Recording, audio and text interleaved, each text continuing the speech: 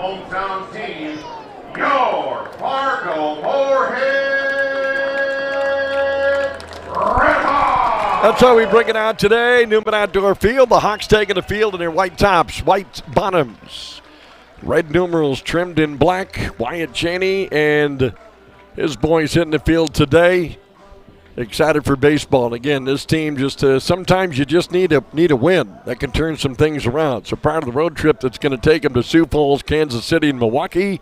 Redhawks wrapping up a homestand here at Newman. Yes, the Redhawks, 16 of their first 22 games this season will be on the road. You want to make hay at home. That's what tonight is all about. Lake Country DockHounds, on the other hand, 7-5. They're coming off a win Sunday in Kansas City. They came here and they picked up the first two, so they've strung a few together. Managed by Ken Huckabee and Wyatt Cheney, your right-hander for the Redhawks, 0-1 with a 4.15 earned run average this year, 9 strikeouts, 5 walks, tremendous stuff. You'll see Velo. We talked Velo in the pregame. He'll be blowing that up there about 92, 93, 95, mid-90s. Good stuff for Wyatt Cheney. That lineup he'll face for Lake Country tonight, leading off Ripken Reyes, the shortstop. Dom Johnson batting second. Julio Carreras hitting third. Ryan Hernandez in the lineup. We'll talk more about Ryan. He's a dangerous hitter. He had suffered some heat exhaustion and fell the other day on his face and scraped himself up pretty good. But Ryan feeling good. He's back in the lineup tonight. Josh Mears, last night's home run hero for Lake Country, batting fifth. Peter Zimmerman has had a big series, batting sixth. Second baseman Jack Blomgren hit seventh. Drake Dirksen, Hawk catcher, batting eighth, and Ray Zuber, the third, batting ninth. Now that is the lineup for Lake Country. Defensively, for the Redhawks in the field tonight, left field Jarris Richards, Jesus Lujano in center, Dylan Thomas in right. Well, Richards, Lujano, and Thomas the outfield. Andy Nelson at third, Aiden Byrne at short, Colby Wilkerson at second. Carlos Amaya getting the start at first base tonight for the Redhawks. Juan Fernandez catching. The Redhawks will DH Jose Sermo in the game tonight. Calling balls and strikes, and on the base pass, they are your umpires. Brought to you by Onstad Twitchell, your life, your law firm, with offices in West Fargo, in Hillsboro, and in Castleton. Behind the plate, Andrew Pugliano, local umpire, does a nice job. Been a couple series now here. And at first base tonight, Alex Endel. At third, Jeff Bishop, and he's the crew chief. So there are your umpires. Pugliano behind the plate, Endel, and Jeff Beeman, the crew chief, at third.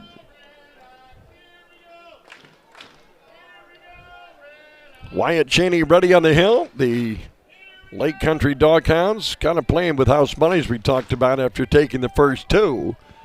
The first pitch of today's game is low, and we are underway. 7:07, the start time today. 7:07 Central Time. 93 degrees at game time today in Fargo. The pitch is low and away. Ripken Reyes, hitting shortstop, and for Wyatt Cheney, play a little catch with Juan Fernandez. Chris Coase talked about get ahead, work from positions of strength, like any pitcher wants to do to be effective. There's a strike. Find something that works. A breaking pitch finds a home. Ripken Reyes, 0 for 4, was hit by a pitch in last night's game. Sends a ball on this one to shallow left field down the line, hanging up and caught by Jarris Richards. At times during this homestand, some fly balls have been a little bit of an adventure in various parts of this park. And Richards last night, not only his glove but his arm, he gunned down a couple of would-be DockHounds on the base pass. One out, brings up Dom Johnson. Batting .283 in the year, 13 hits for Dom. Wyatt's pitch is a bunt attempt by Johnson, and he fouls it away. Reyes flies to left, Johnson, then Carreras, Hernandez, Mears, and Zimmerman, Blomgren, Dirksen, and Zuber. Dom Johnson, 1 for 4 last night. Had a couple of hits. Here's a liner to straightaway center field. That ball hit on the screws, but right to Lujano. A good wood, as they say, but a line drive out to Jesus Lujano in center. 2 up and 2 down. And a batter, Julio Carreras. He's got a couple of runs batted in this series. 0 for 4 with the walk last night. Game 1 a couple of nights ago, he was a home run away from the cycle, this man. Carreras tripled, singled, doubled, was hit by a pitch. Swing and a miss in the first offering from Wyatt Cheney. Again, Cheney, 8 2/3 innings of work. 6 hits, 5 walks, 9 strikeouts on the season. The leg kick and a pitch, and that went away. Got a youth team here tonight. That's always fun. You tune in, you hear me talk about, you too can have your youth team featured at Newman Outdoor Field. Get on the field. Bob Roars will announce your name, get some scoreboard recognition. Ball hit in the air on the 1-1 pitch. The wind might make this playable for Dylan Thomas, and it will not. Just over the tarp. Dylan navigating the tarp. That's the odd thing. The tarp that sits inside the field but in foul territory. One of those rare cases where maybe if the tarp isn't where it is, DT might be able to reach over a fence and make a catch. Instead, the ball foul. 1 ball and 2 strikes, the count. Yeah, if you want your youth team to get involved, call 235-6161. 2 outs, top of the first inning. Cheney versus Carreras. The pitch. Fouled straight back. Tonight, Red River Valley Fair nights. Teams that, or fans that got to the ballpark, got a ticket to the fair. Tell you more about that coming up. Music, food, and fun. 1-2, the count remains. The pitch. Line foul. Robello Tire, foul ball. Robello delivering complete game performance at a home run prize shop today at all 5 Fix-It Forward auto locations. You'll find your Robello tires at Fergus Tire Center, also in Fergus Falls. Well, the count holds steady at 1 ball and 2 strikes as Cheney trying to put away Carreras. He's a tough out. The pitch, and again, fights one off the hands. I will tell you that, and those tuning in from wherever you might be all over, it's a busy area, the state of Minnesota, in Fargo-Moorhead, border city right there. A lot of sectional baseball tournaments going on in Minnesota, state tournaments going on in North Dakota. Here's a little looping line drive to right field, and Dylan Thomas makes a catch. Oh, he's Batman. Flying in, maybe Spider-Man. And Carreras looking at Dylan Thomas going, what are you doing? You took one away from me, buddy. What a play by Dylan Thomas, the big leaguer in right field. That ball sinking, looking to be a hit, and DT sliding in and surfing his way to a catch. Down go the DockHounds in order, 1-2-3 here in the first. You played a half inning. Lake Country, nothing. RedHawks coming to bat. This is RedHawks baseball. Plays now. Can the bats help him out? Tasting tonight, Dominic Cancelleri. Cancelleri, the right-hander going. ERA a little elevated early on in his first couple of outings. 8 innings of work, 9 strikeouts, but that earned run average of 10-1-3. Chris Coast lineup against the right-hander, Jarris Richards, Juan Fernandez, and Dylan Thomas. Jose Sermo DHing, Jesus Lujano batting 5th with Colby Wilkerson, the switch hitter, batting 6th. Carlos Amaya, Aiden Byrne, and Andy Nelson round out the lineup for the Fargo-Moorhead RedHawks against the right-hander Dominic Cancelleri. So the man they call JR as he takes a pitch high, Jarris Richards. Now the BA has come down a little bit since the start, 217. However, Richards has drawn 12 walks this season. There's a pitch a little bit high. 10 hits, 8 runs, couple of doubles, a home run. He's driven in 6. And Cancelleri, like Wyatt Cheney in the top, just trying to find his groove early on as he misses high again. 3 balls and no strikes. So, yeah, hopefully the on-base percentage, even though maybe Richards doesn't have the batting average amongst some of the outs he's made, he's also drawing some free passes during games, and he does here on a 4-pitch free pass to Jarris Richards. As Chris Coe says, he likes Jarris Richards because he creates chaos sometimes on the base pass. He makes you pay attention. Defensively for the DockHounds, Ray Zuber in left field tonight. Dom Johnson in center with Josh Mears in right.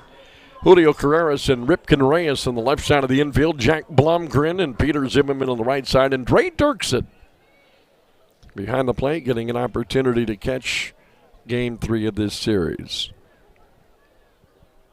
The set by Cancelliere will keep our eye on Richards not running, and there's the first strike for Dominic Cancelliere. When I mentioned Dylan Thomas in the top of this inning, like Batman-esque catch, that's why I had to change that to Spider-Man, because the nicknames, this man is the RedHawks who they call Batman, for his ability to flat-out hit. And Juan swings, got underneath this one. High fly ball, can of corn to center field. Dom Johnson there to make the catch. And there's one away. Right fielder, number 22, Dylan Thomas. Here's DT. Nothing better than a ball game. Got groups, 20 or more people. Picnic packages available for groups of 50 or more. Yeah, other specials there. Party packages. Call the RedHawks box office, 701-235-6161. So here is Dylan Thomas. At his turquoise sleeves he's working today. And the batting glove. A little bit of a shift on, as always. We see that applied by most teams against Thomas and Sermo. Cancelliere throws over to first, and Richards back in the bag. Probably a good idea to throw over. My guess is, and Dirksen a good catcher, but guys like Andy Nelson, Aiden Byrne, Jarris Richards, I guess those would be your burners for Fargo-Moorhead. These would be the guys that would try to get moving on the base pass. The runner goes, the pitch is high, the throw to second is in time, and out call is made, and Dre Dirksen cuts down Jarris Richards. It's a good toss. And well, unfortunately for Jarris Richards, who's a guy that's going to steal bases, but a nice toss there by Dre Dirksen, no question.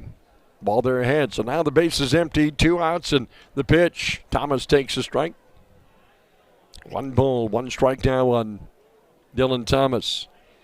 Now Richards has swiped 5 bags this year, but now he's been caught 6 times. Cancelliere in the line. The pitch. Strike buried on the outside corner. Boy, a little 91 piece. Knee high with some cut to it. And Dylan will put that in his back pocket there and say, all right. 1-2, and this one off speed low. Cancelliere, a little quicker on that delivery, got the ball back. Do the pitch clock, that's been implemented in the game of baseball to help speed up the game last several years. Don't use the automated ball strike system here. Thomas reaches out. 1 hopper hit towards first. Peter Zimmerman makes the play. He'll take it to the bag himself, and that's all for Fargo-Moorhead here in inning number 1. No runs, no hits, no errors, no one left. We go to the top of the second. Hawks nothing, DockHounds nothing. This is FM RedHawks baseball. Our field, Fargo-Moorhead doing their best to salvage a game in this series and get a couple of wins on the homestand. It's early. Yeah, the RedHawks have dropped 7 of 8, but baseball's such a perspective sport because it's not football. You're not playing 1 game a week. You got a lot of games. You have an opportunity. If you win today, you can maybe get along the line somewhere 7 of 8 on the during the course of the season. The difference is, as the season moves along, you don't want to have to get 7 of 8 later in the season. That's the only difference. So early in the season, when you've dropped a few, you can justify it saying, well, you know what, that'll balance out maybe later. Obviously, as you get later, you don't want to have to. So the Fargo-Moorhead RedHawks, it's about winning games. The playoffs, and we'll break all that down as you move along. If you're not familiar with the AA, is Ryan Hernandez, the batter. Mentioned Ryan suffered some heat exhaustion the other day, and it was frightening. He fell on his face, and those of you that are watching on AA Baseball TV or the 365, there's a breaking pitch strike. If they get a shot, he scraped himself up, pretty good. And this is a dangerous hitter, but he scraped himself up pretty good. He's better, took hitting, felt good today, but kind of frightening when you get the heat exhaustion and fainting. The 0-2 pitch drops away for a ball.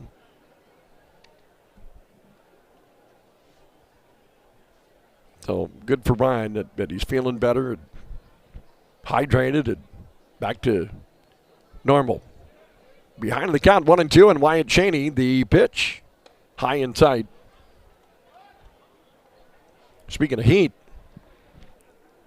well, the DockHounds, and even before that, last Friday night, the rain canceled the home opener for the RedHawks. It turned into a home opening doubleheader this past Saturday, and then this week it's been nothing but 90s and change all week long. In fact, Fargo area set a record the other day, mid-90 temperature in May. If you're tuning in today from Texas or wherever it is, thinking, oh, it gets that hot in May, yep, it does. At times it could be 30, times it could be 100. Well, Cheney was up 0-2. Now the count full. The payoff pitch is fouled back. Ladies and gentlemen, your attention please. Jack Ireland and Chris Dick. Jack Ireland. Ryan Hernandez. It'll be Hernandez, Mears, and Zimmerman. This part of Lake Country's lineup, especially at their ballpark in Oconomowoc, which is much shorter dimensions. This is a vaunted part of their lineup.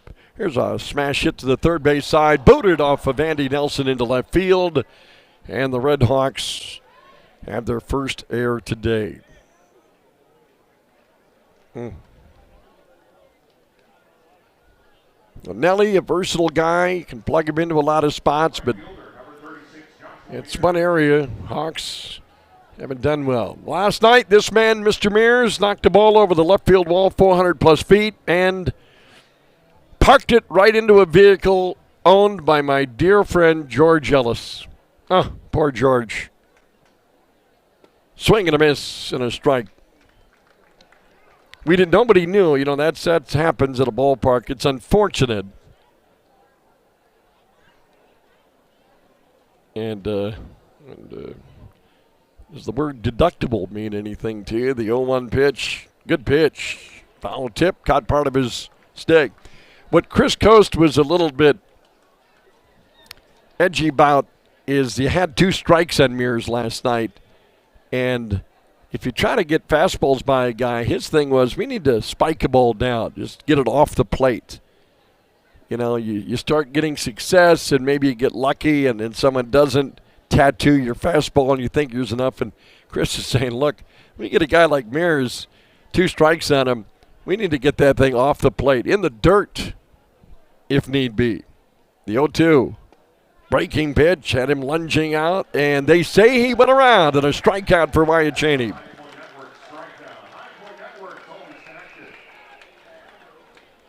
Mears checking it, and good call. Video replay, we have the courtesy of that in the booth as well. That front part broke the plane in front part of the plane. Here's Peter Zimmerman. Coaster night today, we're talking about that last night. When you get 2 strikes on a guy like Mears, instead of throwing that heat and trying to get it past him. Oh, my, and Zimmerman picks one right in the wallet. Cheney's ball got in on Peter Zimmerman. That's smart. Peter's so strong, though, someone probably should check the ball. But that probably, if the ball's okay. Peter's a strong man. He got hit in that lower trunk, right in that hip, and absorbed it.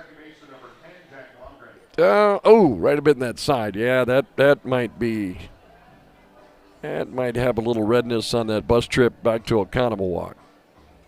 Peter's been a little bit of a RedHawk killer this series. Well, 2 men on, 1 out here in the top of the second inning in a scoreless game. Jack Blomgren the batter. And the pitch, little chopper foul. Cleanly played in the RedHawks dugout.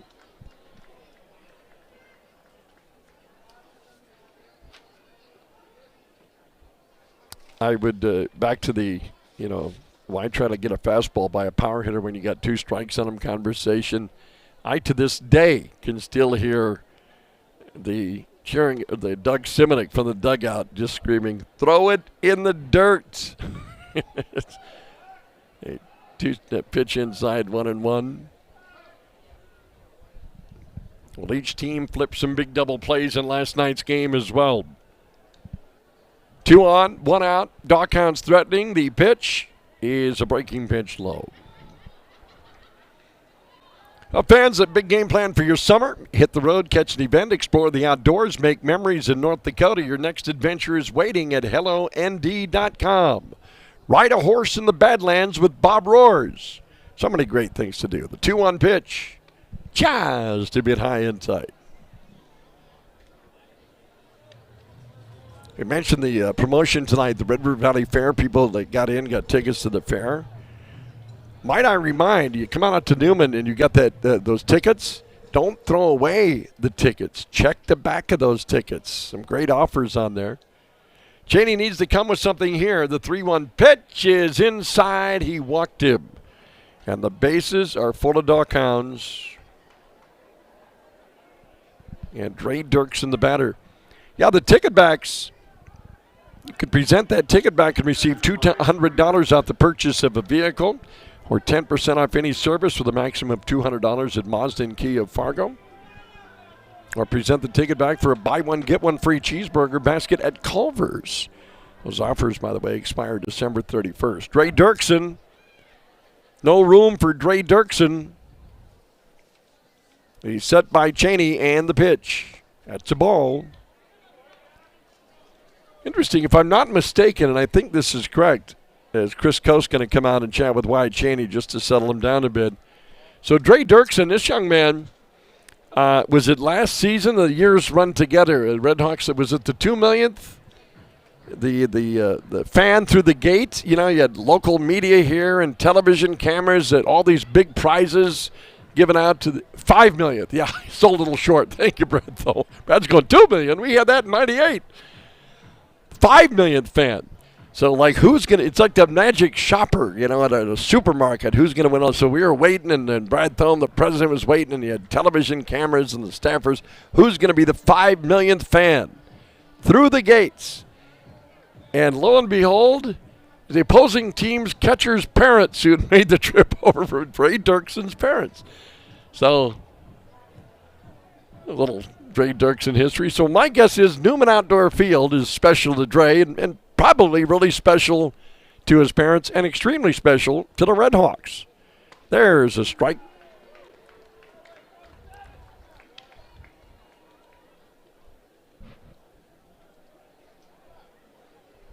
And the one thing we talk about here, yes, it bases loaded Lake Country, but, you know, in this situation with a 1 out, you could be one pitch away from ending the inning.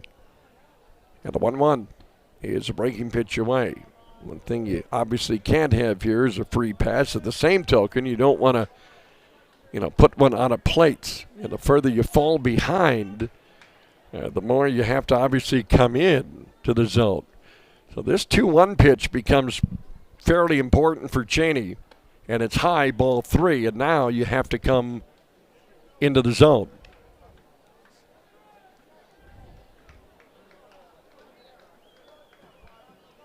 Lake Country has got out in front in each of the first 2 games of this series. Hernandez at third, Zimmerman at second. Runner at first, and Dirksen turns on one to left field. It is up, it is back, it is gone. It's a grand slam home run deep over the wall in left field. With one swing, Dirksen drives everybody in, and it's 4-0 Lake Country. Wow.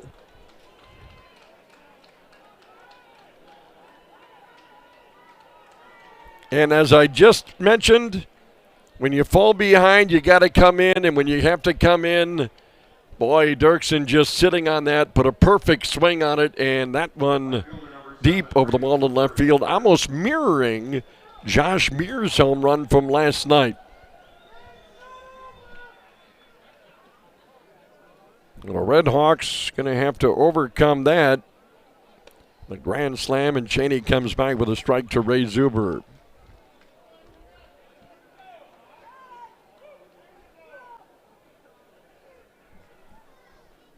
That was Ray Dirksen's, swinging a foul, first hit of the season. Was 0 for 11 on the year. And his first hit of 26, a grand slam home run.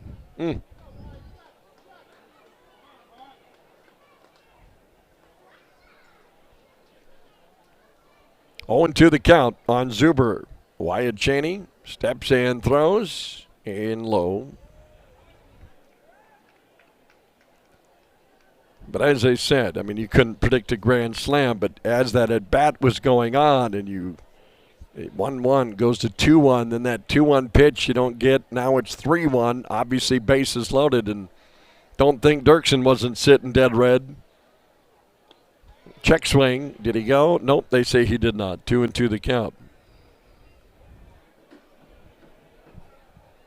Well, 3 of those runs earned, 1 unearned of that.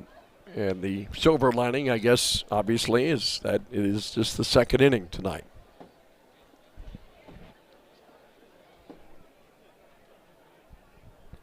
Couple of balls, couple of strikes. The pitch is pounded and pulled foul at the first base line. Now Hernandez reaching on the air.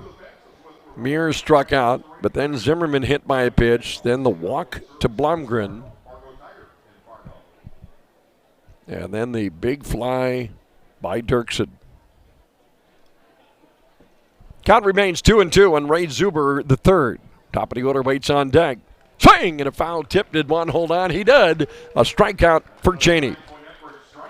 So he backs that, yielding the home run up with a K. His second strikeout of the inning and the game. So 2 men out. We go to the top of the order and Ripken Reyes.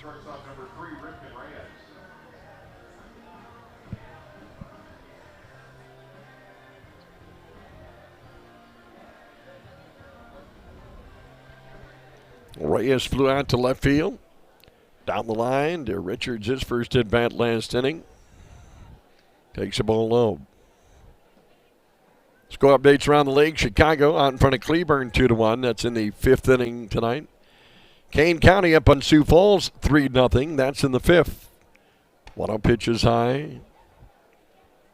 Milwaukee leading Sioux City 1-0 in the 3rd. But the X's are threatening with the bases loaded. And Winnipeg was trailing 1-0. They have a 2-1 lead at Gary at the Steel Yard. Here comes a 2-0, and he may have gone around that time. Yeah, that Reyes unable to check it.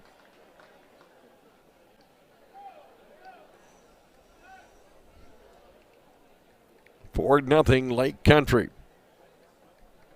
2 balls, 1 strike, and Ripken Reyes.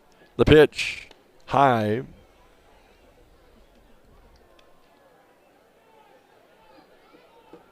Dre Dirksen, the Spicer, Minnesota kid, he played in at college at Augustana. Good program. Good pitch. 3-1 pitch taken for a strike.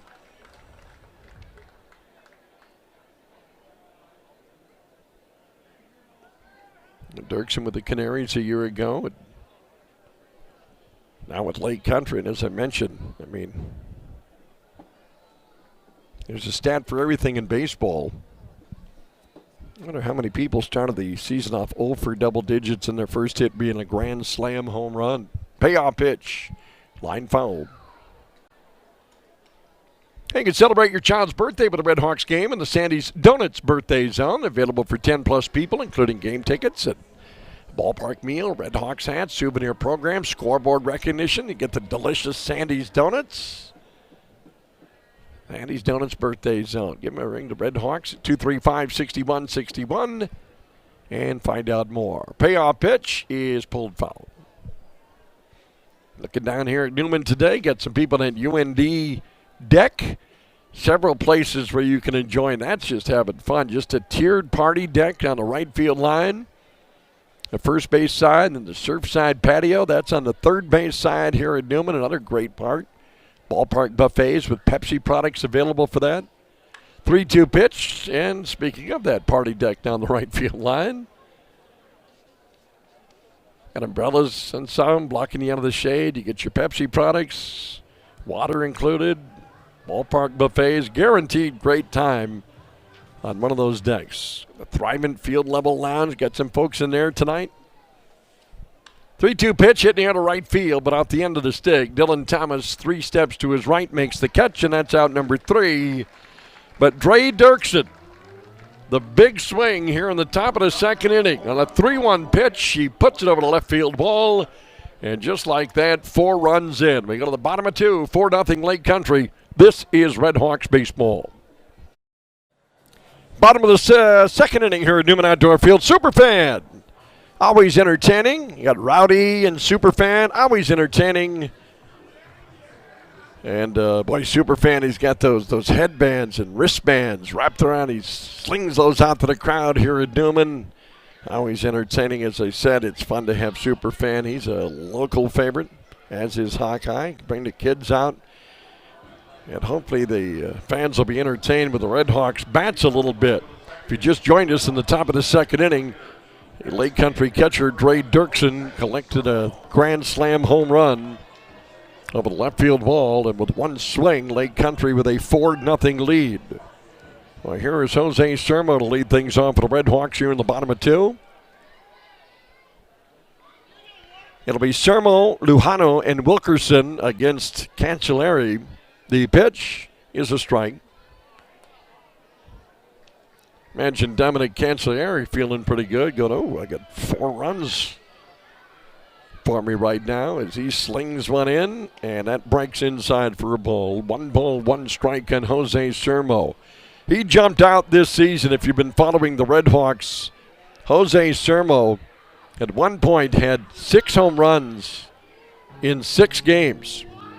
You know, he had 7 home runs in 8 games. I mean, he was on that tear. He had 7 home runs. He was on pace to obliterate the home run mark, and in the process moved him into second place all time in American Association career home runs.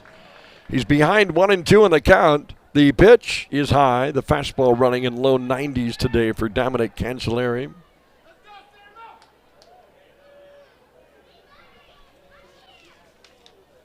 Switch hitter, Jose, hitting left-handed. And the 2-2 is pulled, caught by Zimmerman, the first baseman. So a low line drive towards first, and Peter Zimmerman reaches down and snags it out of the air. And Goodwood. Here's Jesus Lujano.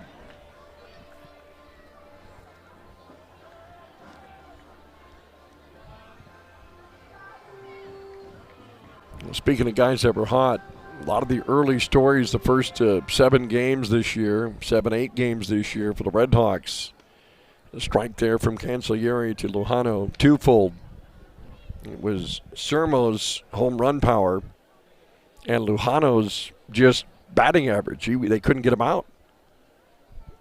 1 strike pitch, weakly pulled to the first base side. Zimmerman says, I've got this one too. Well, 2 up and 2 down, 3 unassisted on that. Good pitch there from Cancelleri. Got Lujano out of the front foot a bit. And he pulls a weak ground ball to the right side. Let's see what the switch hitting second baseman for the RedHawks, Colby Wilkerson, can do. Colby batting .440. That also has become a little bit of a story for Fargo-Moorhead. He hit the ground running. Joining the RedHawks a few games into the season. Swings through the tailing fastball away. Colby in college at North Carolina, you know, he's a sports communication major, and he called some Tar Heel games. There's a pitch just offside. Colby was telling me, and a lot of colleges do that, which is awesome. They have the college broadcasters, and Colby said, yeah, I did. I was an analyst, I think, for either Tar Heel football and some things like that. So maybe a future broadcaster after his pro playing days are done. Now here he slices the ball in the air to left field, and Ray Zuber's over to make the catch, and Cancelleri 1-2-3 records the RedHawks here in the second. We play 2 tonight from Newman Outdoor Field. It's Lake Country 4, Fargo-Moorhead RedHawks nothing. This is FM RedHawks baseball.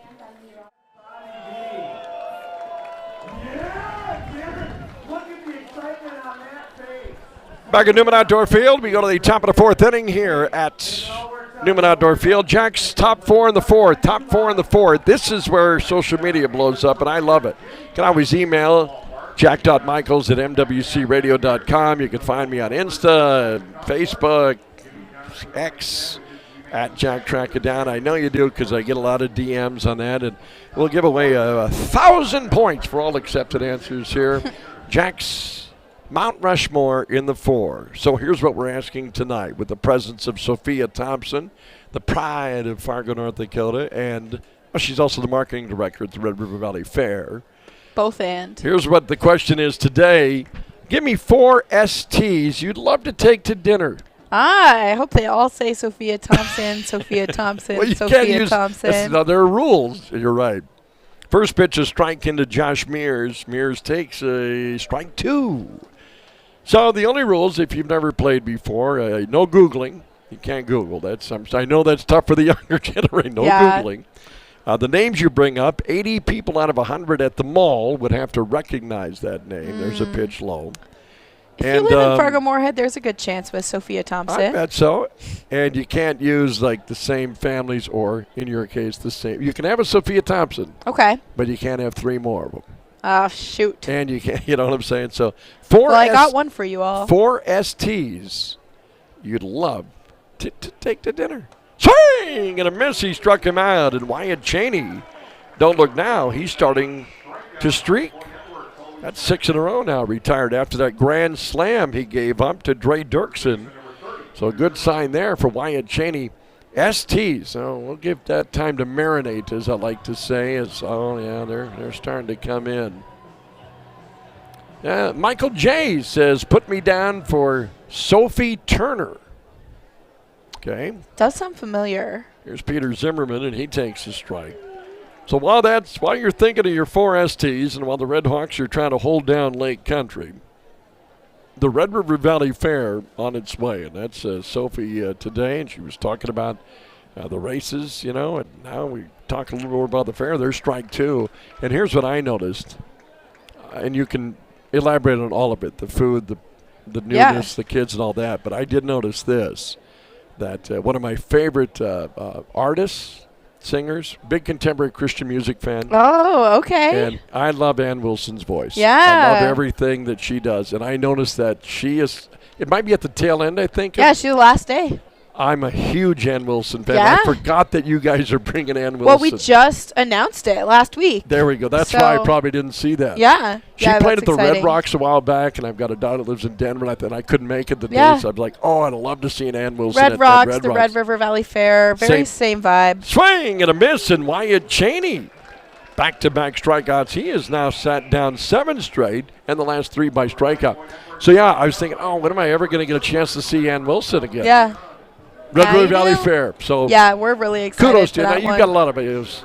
Yeah. Slam-a-bam. I know that you've got good country on it, LD. You've got Jason Derulo. You've got that's just the musical portion. Right. Right? There's so much more to the fair, too. There's, a lot of those concerts are an extra ticket, but when you come to the fair, there's a lot of music that you can take in with just your GA ticket as well. That's right. Yeah, so because the different stages. Like you mentioned, Slamabama, they play on our free stage, so they play a couple of nights before and after the grandstand in our beer garden area. If I'm not mistaken, my buddy, Jake and the boys from the Front Fenders, I think they'll be there. Good stuff. That's a fair staple. Got to be. 1 strike on Blomgren, and the pitch is high and away. 1 ball and 1 strike. But we'll need this half inning and a little bit of the bottom of this for Sophie to explain. I never asked you last night. What's your favorite? And don't answer right away. Think about it. I'll marinate on it. You marinate on that as you're thinking of your STs as well. Yeah, I don't know. Swing and a miss, strike 2. I'm gonna take you back to when you were a kid, and you're gonna go to a fair. What's the first? Because all the booths of food catch your eye. They're all you want it all. Yeah. Right. Even as an adult, I kind of want it all. 1-2 pitch is away. What's your mainstay? What's your go-to when you're maybe at a Red River Valley Fair? What would be something that I'm not leaving here until I have a blank? Yeah, and I know you want me to sit on this for a couple seconds, but not if it hits you right away. Oh, it hits me. I mean, I work there, so it's like I know when I'm going to the fair. I know when the fair's coming. I have a list I hit, and there's this one. Funky Flamingo is one of the vendors, and they have really good different ice creams. And they have like an ice cream taco, but they also have like chocolate covered strawberries. You know, and and like, you didn't text me to bring one of those with you tonight. We No. could have had that. Oh, I mean, if I had it now, I would eat it too. But I would too. Yeah, but no, not tonight. No funky flamingo at the fair. 2-2 pitches, hideaway, ball 3. I mean, we could have taste tested that tonight just to make sure, you know. It's amazing. I'm definitely like a fair sweet tooth, not Yeah. as much of the savory. I like that. My roommates love blooming onions. That's their staple. But I like the sweet. I like the ice cream treats. Payoff pitch, swing and a miss. You know what's sweet right now is Wyatt Cheney. He just struck out the side. He's retired 8 in a row since giving up the grand slam, and he's retired the last 4 via the strikeout. Somebody's got their bloomin' onion on, and it's Wyatt Cheney. Look. We'll come back. Bottom of the 4th coming in. After 3.5 innings of baseball, it's Lake Country 4, the RedHawks nothing. This is Fargo-Moorhead RedHawks baseball. Well, I'll tell you right now, the RedHawks pitcher, Wyatt Cheney, he may have been touched for a big fly, a grand slam tonight, and thus the 4-0 game for Lake Country. But he is right now on fire on the mound, and can the RedHawks bats now, as Wyatt Cheney looking salty on the hill, can the bats get going and maybe get this thing going? Jack Michaels, Sophia Thompson with us from the Red River Valley Fair. And they're flying in, the Jacks Mount Rushmore in the 4. We ask the question, and we do it every game in the 4th inning. Today we're using Sophia as our mainstay as she tells you about what's happening at the fair coming up. We're asking your 4 STs you'd love to just take to dinner and spend some time with. Now, you've got some family here. Yeah, I do. Your sis? My sister's here. And she submitted an ST, a couple. She's got a few good ones. Let's see. 1-0 pitch is low. Juan Fernandez, Dylan Thomas, and Jose Sermo. If I'm not, what's your sister's first name? Morgan. Morgan put down Steven Tyler. That might be a winner. That might be worth 1,000 points. See, but I don't know him. Yeah, 2-0 pitch is just a bit low. You're a little younger. I get that. Aerosmith's been around for a long time, but I'll guarantee you, if you looked at Steven, you went, "Oh, okay, I got it." The general public, I got him. There's a strike on 3-0 to Jimmy. Juan Fernandez thought it was away, and what I like to call the paying umpires voicing their opinion on that non-ball call. 3-1 on Juan Fernandez. I think Steven Tyler, and I won't vote on this. Strike 2 at the knees to Juan. Our producer, Dallas, and Joe will get the end-all, what 4 they accept. But I think Morgan's on it. Yeah, I think so, too. Steven Tyler. She had a few good That's ones. a good ST. Well, RedHawks looking to get a man aboard, and Juan swings and sends a slow chopper to third. That's a fair ball. Fielded, the toss to first is in time for the out. Juan Carreras, little cannonball arm at that corner, throws out Juan Fernandez. 5-3 in the putout. It brings up Dylan Thomas. All right, what else did the talented Morgan send in? Morgan sent Shania Twain. That one I'm surprised I didn't think of. That was a really good one. Has Morgan just come back? Is she going to get all the points? She might get all the points. She is doing great so far. Usually it's tough to beat. She had another one, too. I didn't know either, though. Here's Dylan Thomas. You know what's going to happen, Sophie? The pitch going to be about 1:17 a.m. this morning. You're going to be dog-tired because you've been up all day, and then you won't be able to sleep because in your head is going to be, I wonder if I have ST. You're going to be thinking that's what happens usually to me in these things. 1-0 pitch. Off the end of the bat, and this corkscrews inside the line, up the third base line. Dylan Thomas just massaged a double up the left field line, and maybe 3. No, Dylan will check in. Well, when you got the big leaguer Dylan Thomas who swings a dangerous bat, and DT against that shift, so literally there's not many people on the left side of the infield, and when you're late on one, even against that shift, that thing just had a counter. That ball spun like a ride at the fair. Yeah, it did. It really did. I was watching it back, got distracted. I joke about the zipper. That was one of mine that the zipper, and I don't know, I'm sure they've still got it. But the zipper, and Sophie's with the fair, it not only rotates, but it rotates within the big rotate. Yeah. That's the ride that it's intense. I could not have a bloomin' onion before I rode. No, I can't really eat before any of the fair rides, honestly. Here's Jose Sermo. Leads the league in home runs with 7 on the season. But can the RedHawks break that donut on the scoreboard, trailing 4-0? And the pitch. Off speed in there for a strike. Couldn't help but I think you mentioned inflatables, a lot of stuff for the kids, right? Yeah, at the Speedway. Yeah, at the Speedway, yeah. Yeah, and we do have a kids zone at the fair, too, that's full of those. 1 strike on Sermo. The pitch. Just a bit high and away. 1 ball and 1 strike. Yeah, that's right. Sophie, she has her hands. She's marketing for this Fix It Forward Speedway and the River Valley Fair and all the things that are going on. Mm-hmm. 1 ball, 1 strike on Jose Sermo. We're the bottom of the 4th inning at Newman. The set by Dominic Cancellieri in the pitch. Oh, Jose, big rip. And a swing and a miss, 1-2. Would you suggest people to get like an individual pass day, a big one that covers the whole thing? Talk about the best way about that. So we have mega passes. That's like all of the rides, all 10 days of fair. So unlimited rides, the whole fair. It's a great deal for people who are looking, who have kids who love to ride, or even adults who love to ride. And then we also have a pass for all the concerts. So that gets you a pit ticket to all the concerts. It gets you into the fair all 10 days. That's a great value for those concert lovers. I mean, if you plan on going to more than one show, that's your ticket. That's it. Yep. Sermo caught looking as Cancellieri, boy, just when you think the RedHawks are going to really get things going, he comes back and make pitches. He catches Jose looking, 2nd strikeout of the game for Dominic Cancellieri. And let's see if Jesus Lujano can get it done. At second is Thomas, and the pitch. Breaking pitch in there for a called strike. Not the one Jesus Lujano wanted. So the max, the super one, that's the one to go to. Yeah, the blue ribbon pass is the concert one, and the mega pass is for all the rides. All the rides, yeah, that's the one. Mm-hmm.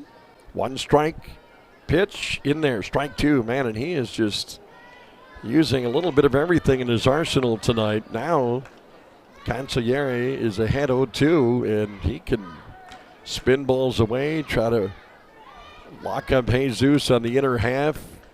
So advantage right-hander for Lake Country. The pitch is belted foul on a play. Now before the inning ends and we let you go, again, maybe the best spot for information. What do you think? The Red River Valley Fair website will have all you need to know about the fair, about the Speedway, any of our other events. Our Facebook page is a good spot too, Red River Valley Fair. That's really updated. We always post information. We post when we're going on sale, so it's a good spot. That's such a great stuff. 0-2 the count. The pitch is high and away. You mentioned those free. I put a little info together for myself today as well. That's why I found a little Ann Wilson right there. Oh, yeah, there you go. Booze and tuna. Yeah, on the free stage that night. That's right. So you don't even need a special ticket for that. Ball and 2 strikes, and Jesus Lujano checking the runner, and the pitch home. Well, he tried off speed and down and in. Well, I'm 6'5", so I was able to ride the rides when I was really young. Oh, yeah. Yeah, you had it as a good way. Or the movie Big. You've seen the movie Big. Yeah, that's... Well, I've never seen you stand up, so you say that. That's right. Well, I can see it. That's right. Well, it's been a long day. I'm sitting like you. We're just reclining now and then. 2-2 the count. Well, Sophie does a great job. Nice, young careers out. Marketing was your thing, right? Yeah. I mean, that's good for you. Thank you. And you're a busy girl. I know it's tough. It's not tough. It's fun. You love what you do. So fun, yeah. But the demand for your time here, there, doing a little TV, doing some. Yep. 2 balls, 2 strikes, 2 outs. Hawks down 4-0, and the fans hoping to get a run in here. The pitch popped him up, and again for the second time tonight, Cancellieri got Lujano to reach out. He pops up on the infield, and that is all for the Hawks. No runs and a hit.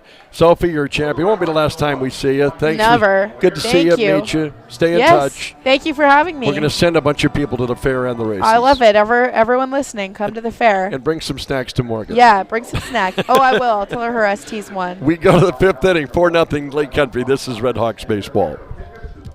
Outdoor field. Call of the bullpen again, presented by Kia. My thanks to Sophie Thompson stopping by for the fair. Get those passes, get that mega pass, get all the events, and we'll see you at the fair this summer. Parker Harm, the left-hander, is on.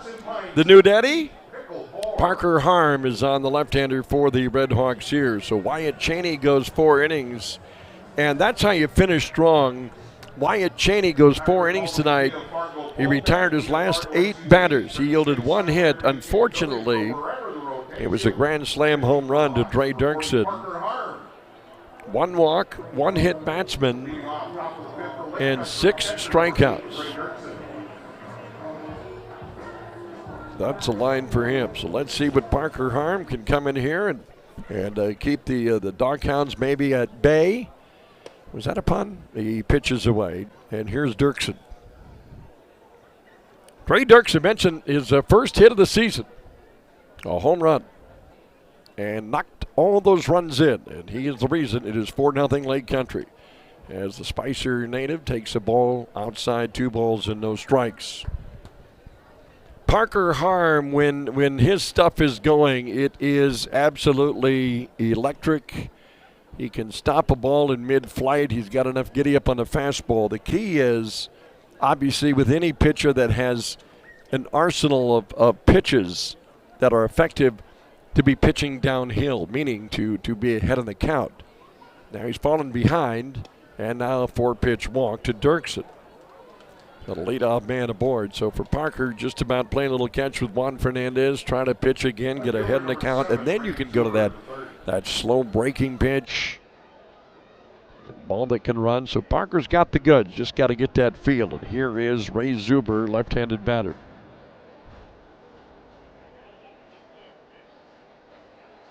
A lot of Steven Tiders on our Mount Rushmore of 4 STs you'd love to take to dinner. So that's going to be the pitch. It's inside and high. Oh, Shirley Temple. That'd be a good dinner. Steven Stills, Danny H. put him down. No, that's not an ST, though. It'd be an SS. The look to first by Harm and the pitch home. There's a strike in there. Find one that works. It'll 77, what we call the hovercraft.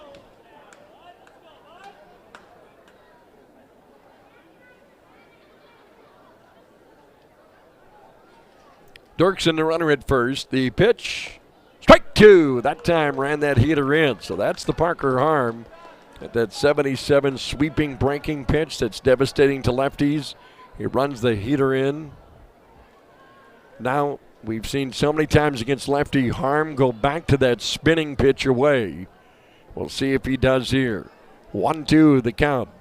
And the pitch. He does, and it's a bit outside.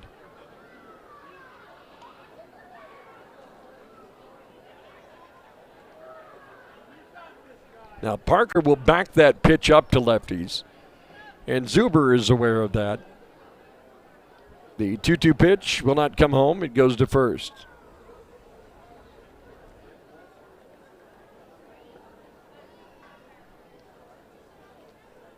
Going to check around the league here in a moment. RedHawks hit the road tomorrow, beginning a series tomorrow night in Sioux Falls. And ball 3. Again, Parker looking to got to give that ball a chance.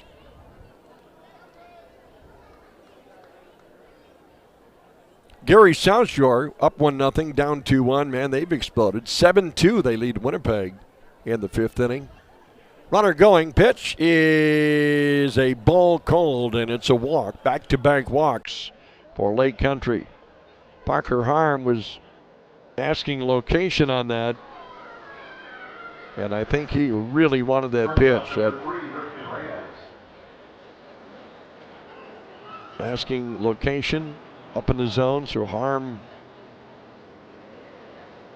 And now Andrew Pugliano, the home plate umpire, will walk out as Juan Fernandez calling time. And I'm sure Parker wanted to ask again about that last pitch. Yeah, he needed that. And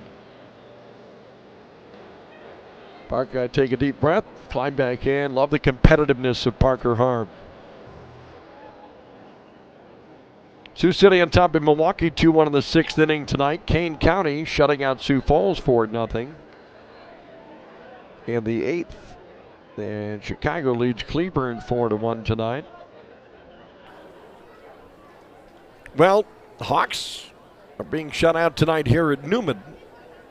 And a bunt attempt, ball bunted back to the mound, fielded by Harm. He'll go get the out on the sacrifice from Ripken Reyes. So here we are in the middle innings. One away, and now Dom Johnson. The RedHawks will bring the infield in.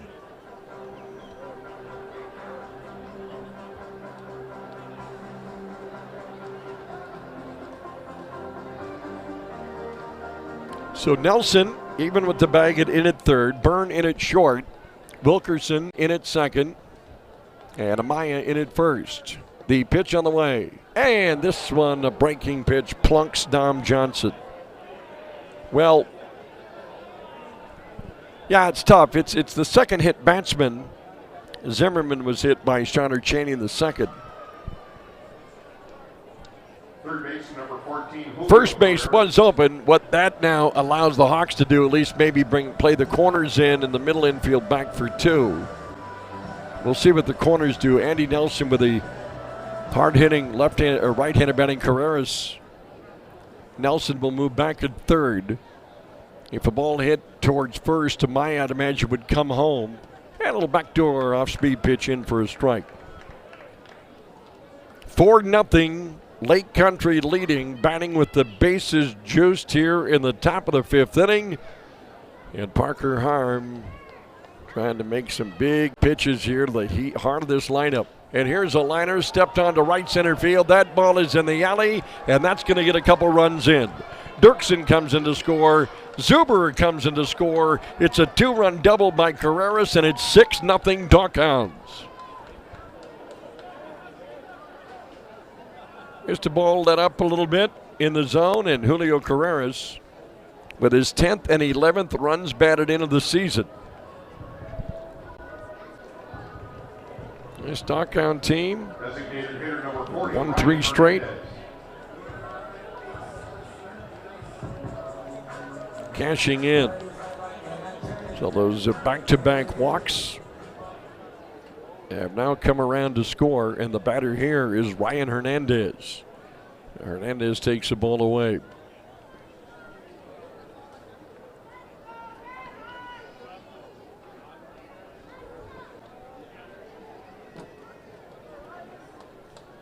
The lefty's pitch. Hernandez hits one a country mile high to the deepest part of Newman Outdoor Field. It is back, and this ball is off the fence in left center. Johnson comes in. Carreras will come in. That's a big two-run double off the bat of Ryan Hernandez. And it's 8-0 Lake Country. And if that ball is anywhere else at Newman Outdoor Field, it's over the wall. But the deepest part of Newman Outdoor Field, that's that 408 crease in center, left center, the deepest part of Newman. And he nearly got that ball out of the park. Good hustle by Jesus Lujano to get back. Now Hernandez, we'd mentioned from heat exhaustion, he suffered, I believe it was in Kansas City, and fell. His face scraped up his face, but he's been out the last couple of days, but he felt good to get in the lineup today, and Ken Huckabee put him in, and he delivers a big hit. And here's Mears. Mears pulls the ball. Look out. Boy, Sidney Nix and Alyssa Tapey, the athletic trainer, knocked off their perch in the RedHawks dugout. Mears down 0-2. He hit the two-run home run in the 10th inning last night. That proved to be the game winner for Lake Country. Harm into the line, the pitch. Fouled back.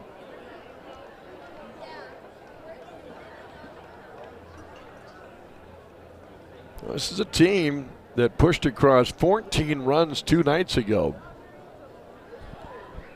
And a couple of 4-pack innings. 0-2, count remains. And a fastball up and away. Peter Zimmerman waits on deck.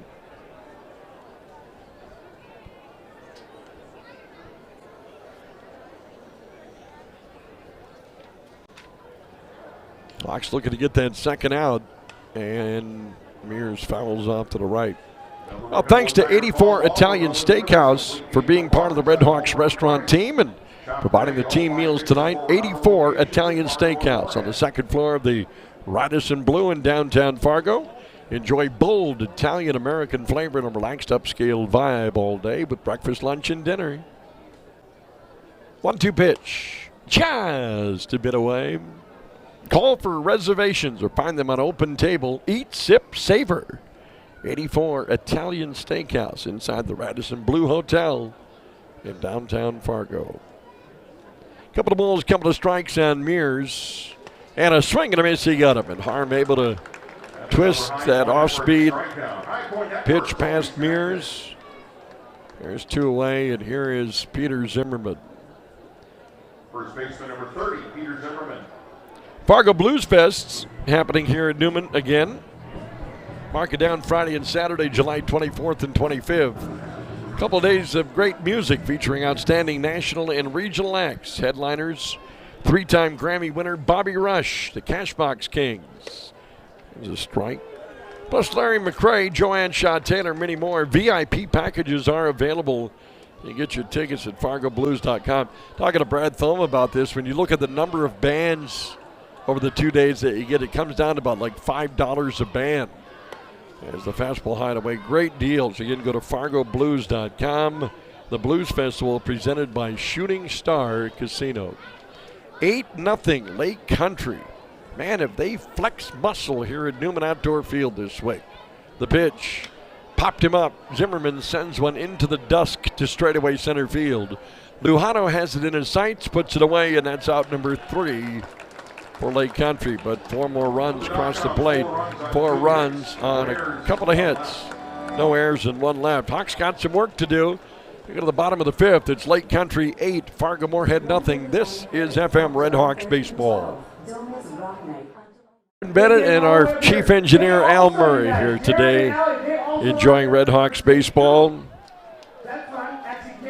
Well, make 8. Got to make up 8, and you can't make up 8 runs with nobody on, so you got to chip away. Oh, beautiful crowd. Those of you tuning in. Camera people always find the nice. Just a little baby today on maybe mommy's lap and daddy's lap. Hawkeye entertaining the kids. Everyone is so excited for you, but enjoy your night. Youth baseball teams, the Sweets, got some folks enjoying tacos and bags. It's a great get-together place. The Redhawks coming up a 9-game, 10-day road trip, and then they'll be there's some big stuff coming up when they return in June 9th back here at Newman. Colby Wilkerson leads things off and takes one high for a ball. Now, we've seen the Redhawks put up numbers before, too. Now, this man, Dominic Cancellieri, the right-handed starter, mentioned he's 0-2 on the year, had an ERA over 10. But it's amazing that you find your stuff, you're feeling good, your offense puts 4 on the board for you early. Now they've added 4 more, and I'm sure with an 8-0 lead, his confidence is through the roof. It's up to the Redhawks to try to break that. The 1-1. Good pitch. Fastball buried on the outer half.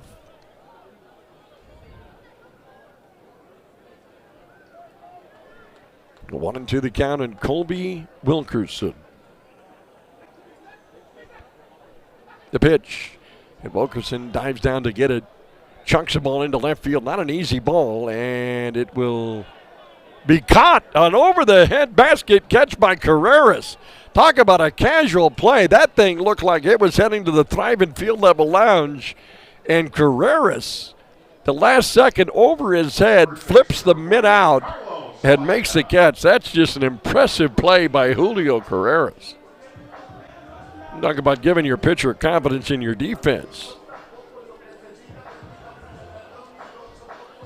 1 away, and here's Carlos Amaya. He has one of the Redhawks' 2 hits. The pitch, and Amaya swings and sends a fly ball to shallow right field. Racing in is Mears, and racing out is the second baseman Blumgren. And Blumgren has it for the out.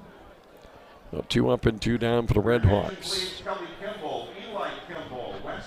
Redhawks tomorrow night in Sioux Falls will face left-hander Thomas Dormany. Good left-hander for Sioux Falls going. Fargo-Moorhead will counter tomorrow night for the Birdcage with Hunter Day. So Day and Dormany going tomorrow. Well, the batter here is Aiden Byrne.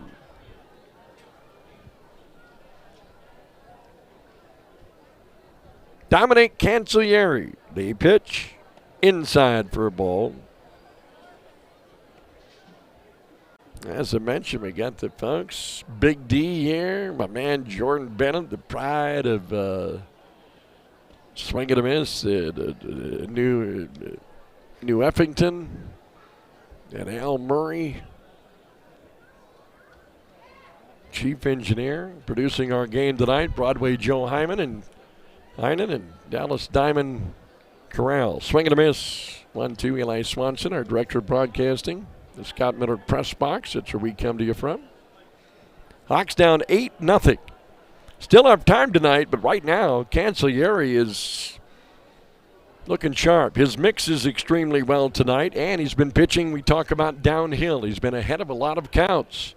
1-2 pitch, trying to bury a fastball in. It rolls inside.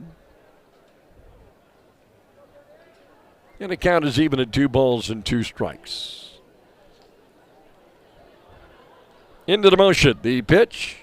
Breaking pitch away.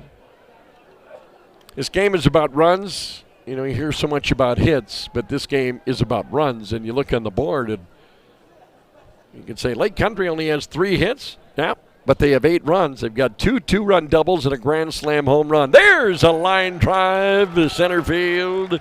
Aiden Byrne with a base hit, the 3rd hit of the RedHawks tonight. Now maybe Burnsy can jumpstart something here. Third baseman, number 12. Brings up Andy Nelson.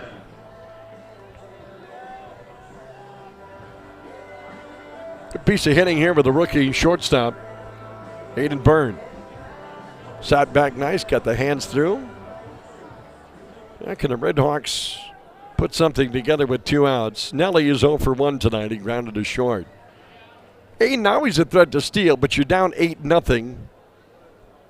You know, and there's a liner caught by the 3rd sacker, Julio Carreras. He makes 2 terrific plays this inning.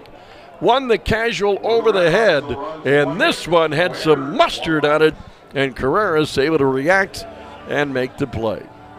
The RedHawks, no runs, 1 hit, no errors. They leave a runner. We go to the top of the 6th inning. Still Lake Country 8, Fargo-Moorhead nothing. This is RedHawks baseball. But we go to the top of the 6th inning, and this is a Kia call to the pen. That looks like Cam Cunnings in there for Fargo-Moorhead, one of the newest additions. And it is Cam Cunnings. So Parker Harm goes 1 inning in today's game. Harm hit a batter, struck out a batter, walked a batter, and yielded 2 hits. So Cam Cunnings is on. A little time collegiately at Kansas, but he's coming out of Grand Canyon University.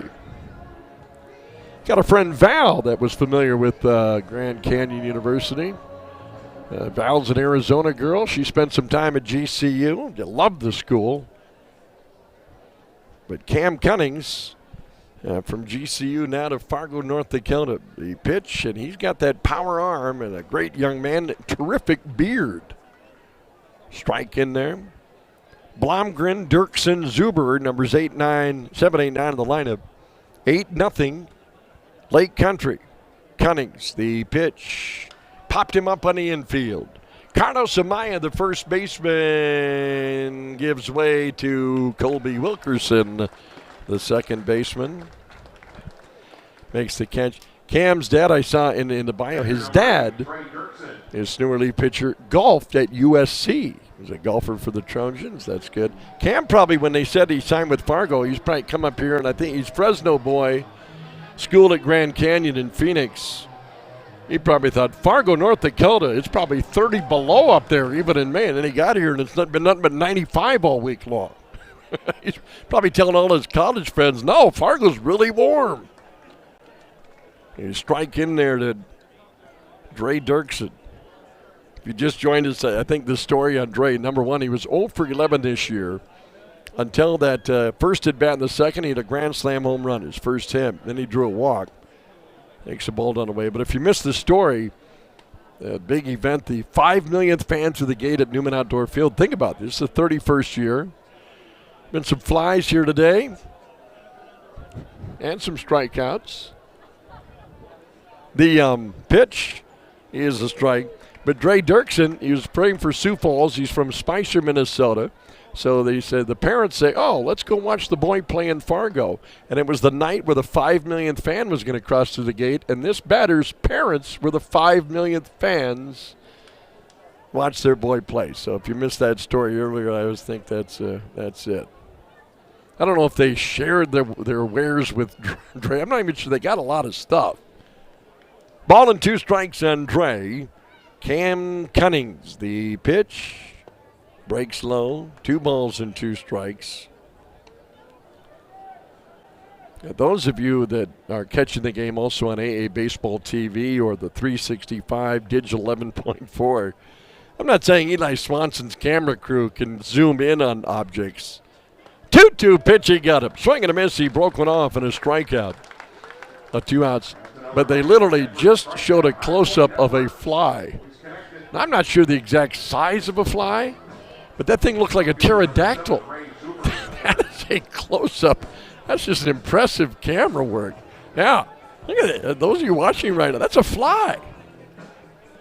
Yeah, it looks like a Boeing aircraft on a net. Here's Zuber, left-handed batting outfielder, and he pulls the ball. Look out, that's in that UND party deck on the right field line. Zuber is struck out and walked. I was mentioning the years, how technology changes. I always love telling that story, you know, when I first named the RedHawks announcer at the beginning, and I didn't want to let Bruce Thome down, the late Bruce Thome, the general. There's a pitch low, so I didn't want any complications. I needed an Al Murray. I probably had Al back then, but we were doing a game in Port Arthur Stadium in Thunder Bay, and we used to use the Telfax GX440 phone line. And I plugged it in to broadcast the game and heard, there's just so much there's. And they said, you got to get that thing away from the press box. And I'm like, I'm 30 feet in the air. How can I get this away? I've got no place to go. And they had packed about 100 foot of phone cable. So I threw the phone cable out the front window, took it as far as it could go, and broadcast the game off a sewing machine table in the grounds crews pit behind Doug Simonick's derriere at third base. True story. There's a ground ball to second. I made the Thunder Bay Times picture in the sports section. Times have changed. 3 up and 3 down. We go to the bottom of the 6th inning. Redhawks need some runs. Lake Country 8, Fargo-Moorhead nothing. This is Redhawks baseball. Go to the bottom of the 6th inning. Redhawks trying to get it going. Well, win or lose, everybody has fun at Newman Outdoor Field, whether you're in the suites, in the GA section, in one of the party decks.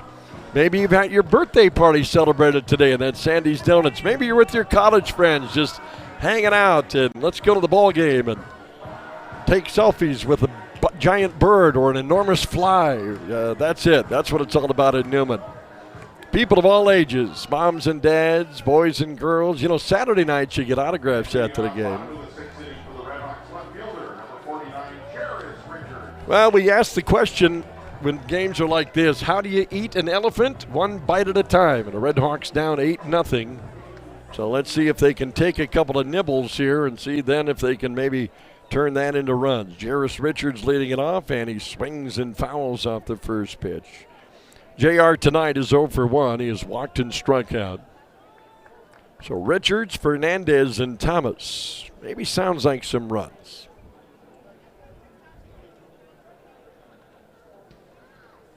Story also Dominic Cancellieri. The pitch, just, called a strike on the outside corner. 0-2 the count. Again, Cancellieri was 0-2 with an earned run average over 10 coming in. Proof positive that he has found his stuff tonight. And Richards reaches out and taps a little duck snort into left field, a base hit. Boy, that's an off-speed pitch. JR just reaching out and popping it into left field. It's amazing how something like that can maybe get you going. And Jairus Richards down there chatting with Peter Zimmerman. Sometimes just to kind of stir some things up, they'll switch it around. I see now Joe Dominic, when the bench coach is coaching at third for the Hawks. Here's Juan Fernandez. As Cancellieri, the pitch, Jimmy takes a strike. Now today we are doing our Mount Rushmore in the 4. We asked your top 4 STs you'd love to have dinner with. Steven Tyler is getting a lot of votes tonight. Shirley Temple got a few. 1 strike on 1, and the pitch. Good eye. Sails low. We'll check some of those. My apologies if we're late on some of your responses tonight. Hawks have left 3 men on base tonight. Maybe one of their best chances. They had a 1-out double from Dylan Thomas last inning. A 2-out single from Aiden Byrne, 2 innings ago. Fernandez takes one up and in. 2 balls and a strike on Juan Fernandez. This is a professional baseball player, Juan Fernandez. He is just an all-star in this league. As we talk about, Juan is such a good bat man. He's hitting .400 coming into the game. And the pitch, popped him up. And like Cancellieri, able to make those pitches when needed. High fly ball to right field. Mears comes in to make the catch. As we said, the RedHawks just haven't been able to pack. They haven't been able to pack 2 things together. The bottom of the first inning got a leadoff walk to Richards. He was caught stealing. Bottom of the 3rd inning got a leadoff single by Amaya, a sac bunt, but then a ground ball and a strikeout. Bottom of the 4th, a 1-out double, but then a strikeout and a fly ball out. Bottom of the 5th, a 2-out single, and then a line out. Now bottom of the 6th, leadoff single, fly ball to right, but here's Dylan Thomas and a strike. Boy, I'd love to throw a Track It Down Marge shirt to a fan. You know, we do that now at Newman. Thanks to CI Sport. After every RedHawks home run, got those special edition shirts. The 0-1, big swing and a foul tip, and Cancellieri, you know, that secondary stuff floats in there, 70, 72, 73. And he's still got enough in that 90-91 located pitch to keep you off balance. And Dylan Thomas down 0-2. He is 1 for 2 tonight with a double. Checking the runner at first and the pitch home. Oh, and he got him. Came off speed at 78. Swinging a foul tip held on by Dre Dirksen. And the 3rd strikeout of the game for Dominic Cancellieri. Here's Jose Sermo. You are a friend of mine. Let's see if Jose can get something to handle. Again, Jose Sermo, at one time to start the year, had 6 homers in 6 games. Then he got here to Newman. He had 7 homers in 8 games. Now, this is game number 13, still on those 7. And a big swing and a foul tip. Now, it's not slow pitch softball. You can't just, it's hitting a baseball is hard. But pitchers certainly now are fully aware of the start that Jose had. He's not getting many things middle. The pitch, good cut, fouls back to fastball. But once again, Dominic Cancellieri is ahead of a RedHawk hitter. 0-2 the count.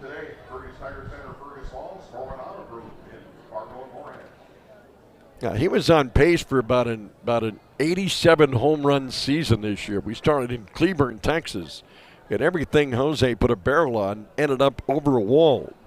The pitch, high. 1-2 the count. Good to see Joan John here tonight. 1-2 the count on Jose. And a pitch in the dirt. 2 balls and 2 strikes. Should he reach, Jesus Lujano would bet. Hawks will be in Sioux Falls tomorrow night. That's a 7:05 start time. It's Saturday late afternoon, Sunday late afternoon. Monday off. They'll be traveling to Kansas City. 2-2 pitch. Got him swinging a foul tip, held on by Dirksen, and man alive, Dominic Cancellieri getting it done here tonight. No runs, 1 hit. The RedHawks leave a runner. We go to the top of the 7th inning. Still 8-0 Lake Country. This is FM RedHawks baseball. At Newman Outdoor Field, the Fargo-Moorhead RedHawks keep Cam Cunnings on.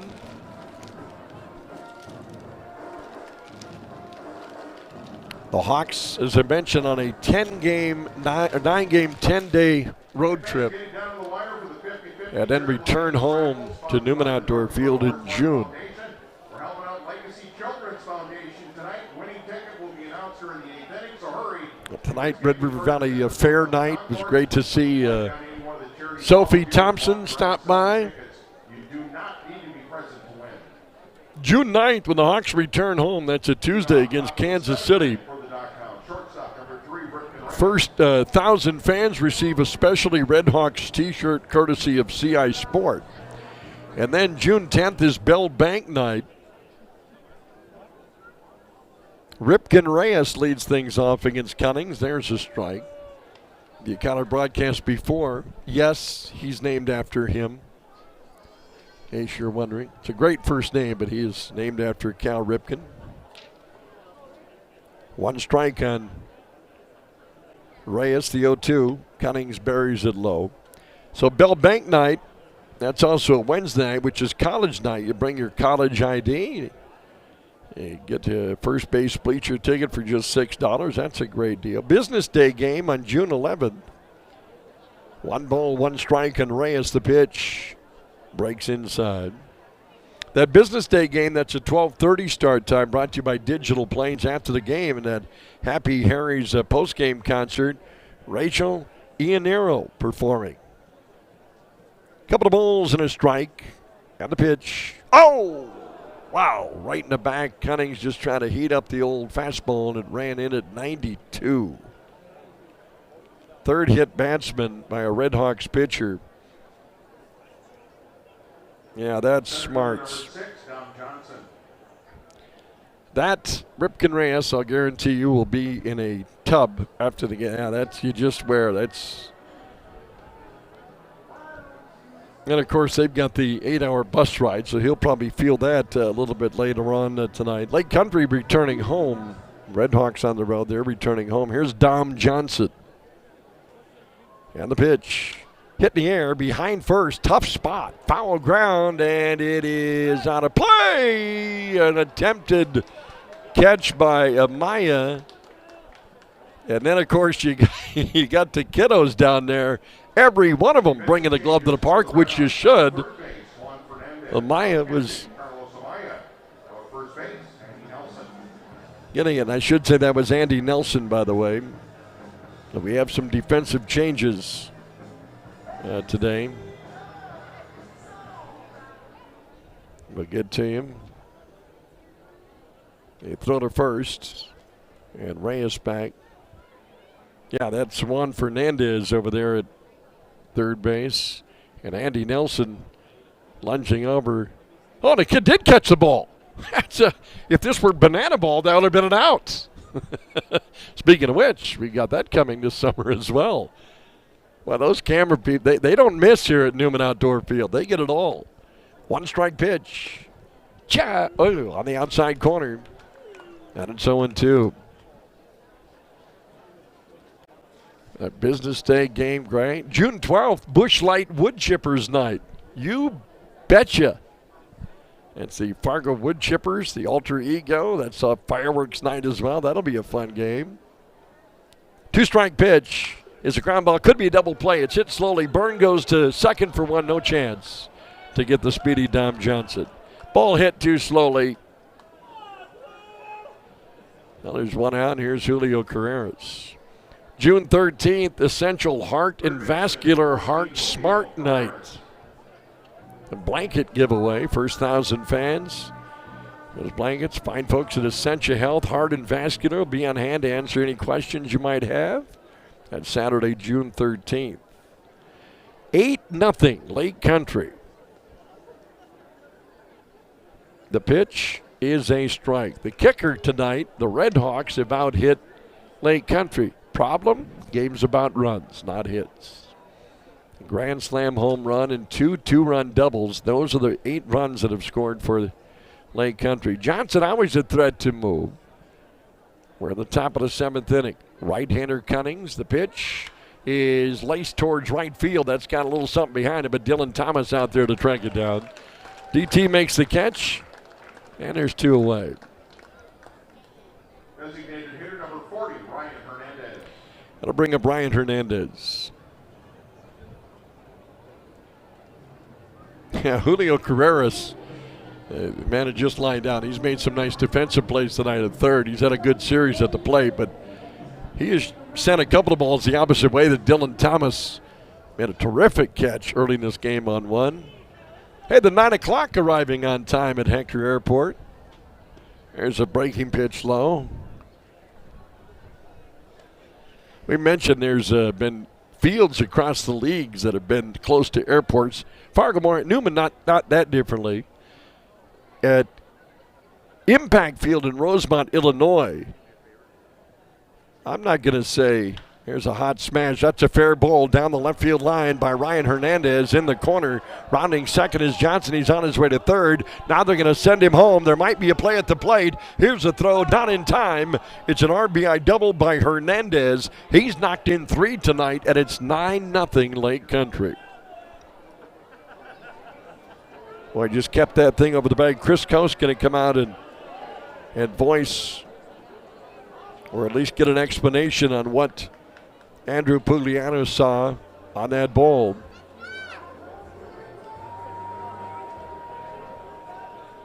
So Coaster chanting. Of course, we have the benefit of a video replay here.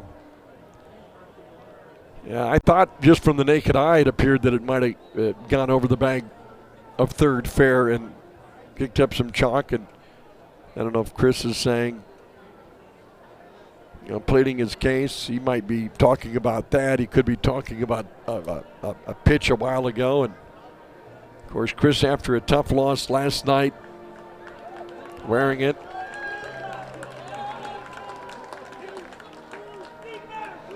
As long, the thing is, as long as it, in that first 90 feet, if it goes over the bag fair.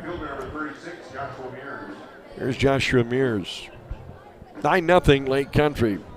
As I mentioned, at Impact Field in Rosemont with O'Hare Airport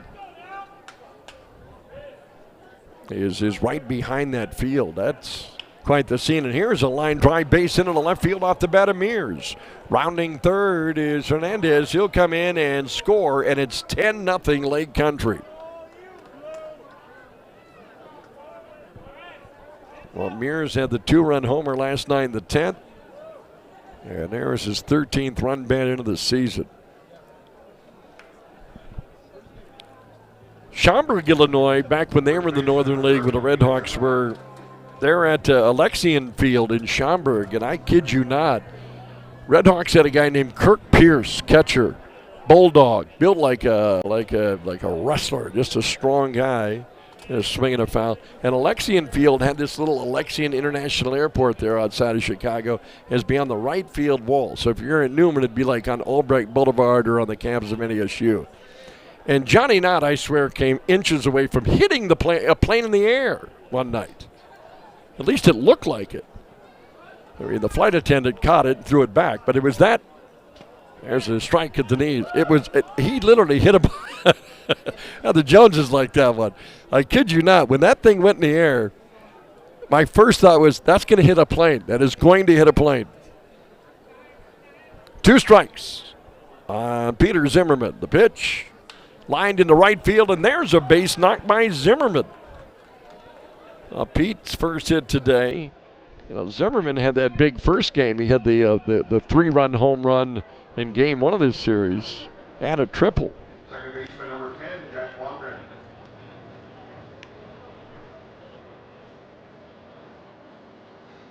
Batter Jack Blomgren.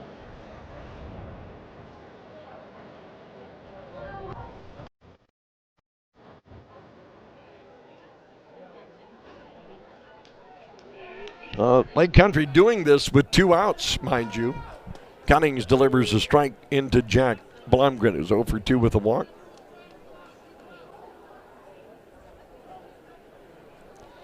And, the St. Paul Saints, prior to being an affiliate with the Twins, and prior to playing at CHS Field, they didn't have planes by that field. A 1 pitch, a strike, and it's 0-2. But it was that classic way you think of minor league baseball. They had a train track, an active train that would pass in the outfield. So it wouldn't be uncommon to hear the train horn go off and a train going beyond the outfield wall.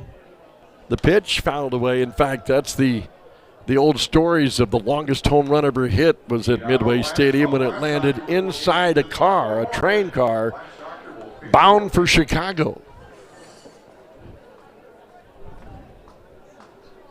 0-2 the count on Jack Blomgren. And who knows from where. So Cunning's trying to get out of this one here. The 0-2 pitch is low. 1 ball and 2 strikes.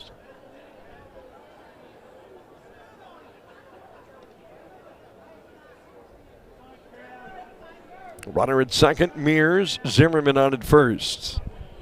The DockHounds, who put 14 across the plate 2 nights ago, got 10 tonight. 1-2 pitch coming from Cunning's home. Line to center field, and that should get another run in. Mears running up. Now he's going to run past the stop sign, and he'll run in and score anyway. That's an RBI for Blomgren. I think Ken Huckabee was going to hold him up and say, let's not, tack on too much here. But an RBI hit. And the unfortunate thing, and Cunnings is a good young arm, but he's in a case like we talked about the other night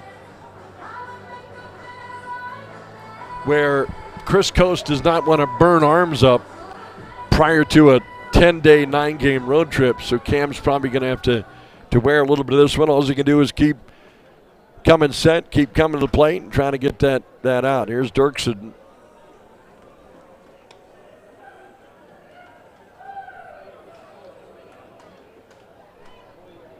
Takes a strike. Dirksen, the grand slam home run in the second. Walked and scored in the fifth, struck out in the sixth. And the pitch, swing and a miss.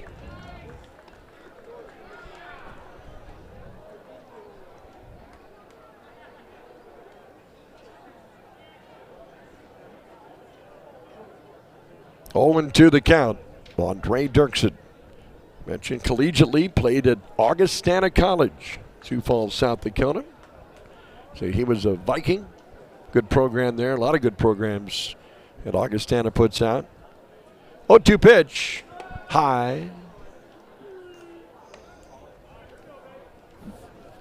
1 ball and 2 strikes. A 4-run second. A 4-run fifth.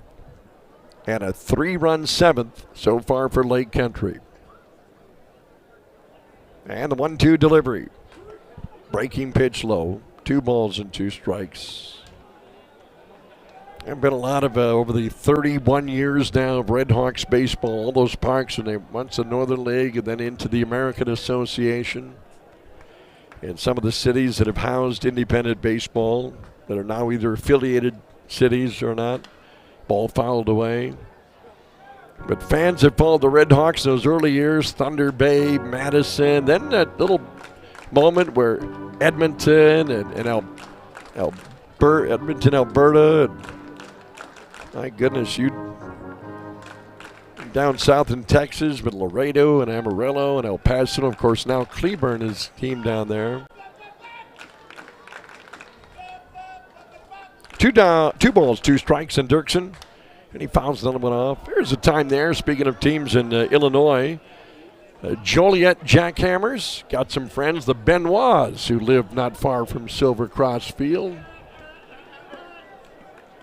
Or was it Bennett's? Benoits, French. Count remains 2-2. That was a park that was downtown, not by an airport, literally downtown in Joliet. Deuces wild, the pitch. Just a bit low and away, 3-2.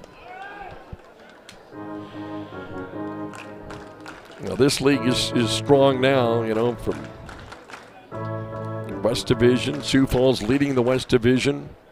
The RedHawks will have a direct series against those that lead the division starting tomorrow. Right now, just trying to get out of the top of the 7th.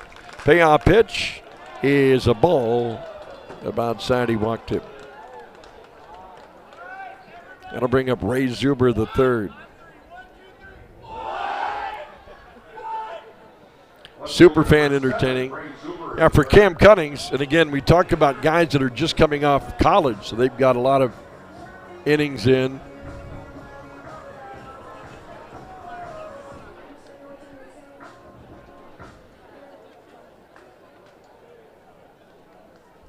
Ninth man to the plate. And the pitch. Strike on the outside corner.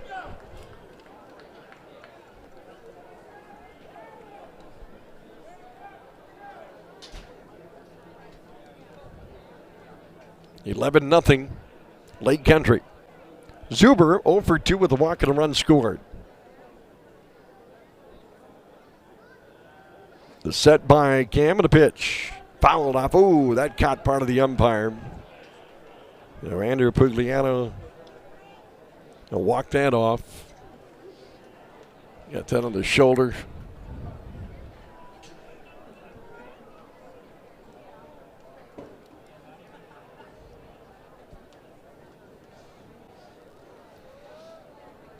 $11 runs, 7 hits, no errors for the visiting DockHounds. No runs, 4 hits, 1 error for the RedHawks. Cunnings has the sign from his battery mate. And the pitch home. Fastball away.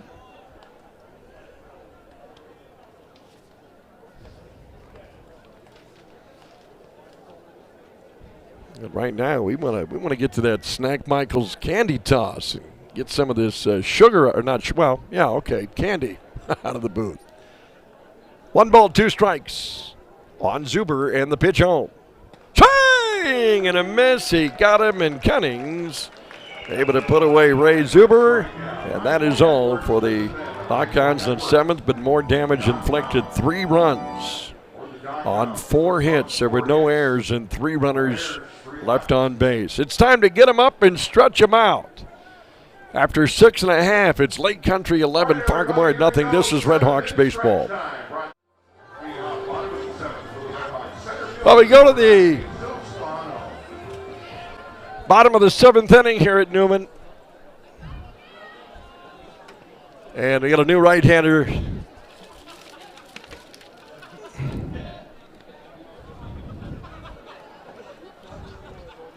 On the mound for Lake Country.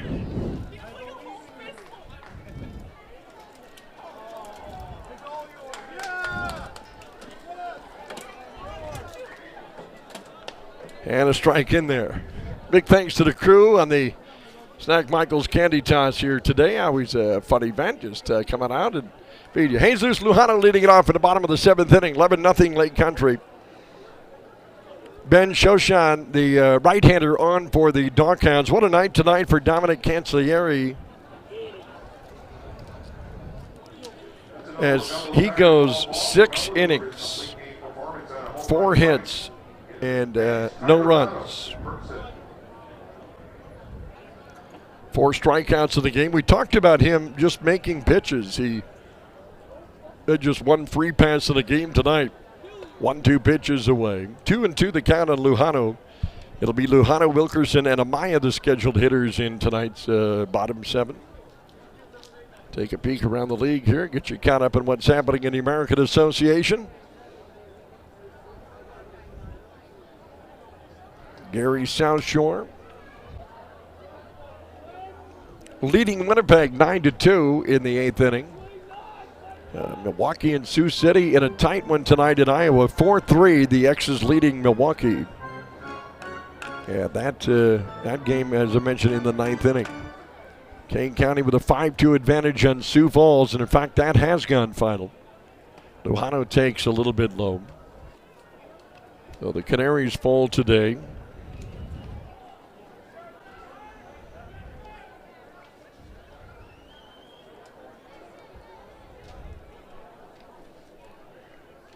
Three-two the count, and Lujano calls time.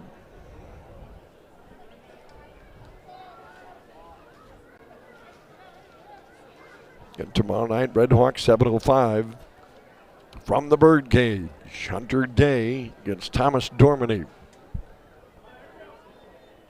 Payoff pitch coming for the new right-hander, and he got a little something off it, and a strikeout.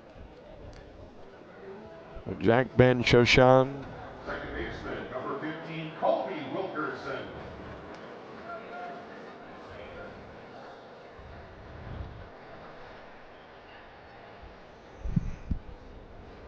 There's Colby Wilkerson. Well, a couple things. You know, you never The old adage, is that concerning that, been some big run production by Lake Country, and Wilkerson fouls away. You can ask rhetorically, did they catch the wrong team at the wrong time? The way Lake Country's playing, is it something where maybe with a little bit of the nicks that the RedHawks have, and maybe aren't at completely full strength? Is it that? Again, this is game 13. One strike in Wilkerson, and just a bit away. 1-1 the count. The Hawks will figure this out. Certainly no doubt about that.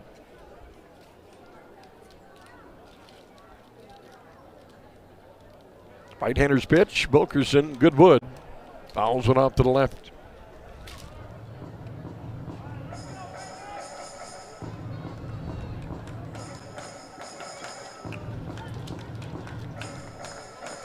One ball and two strikes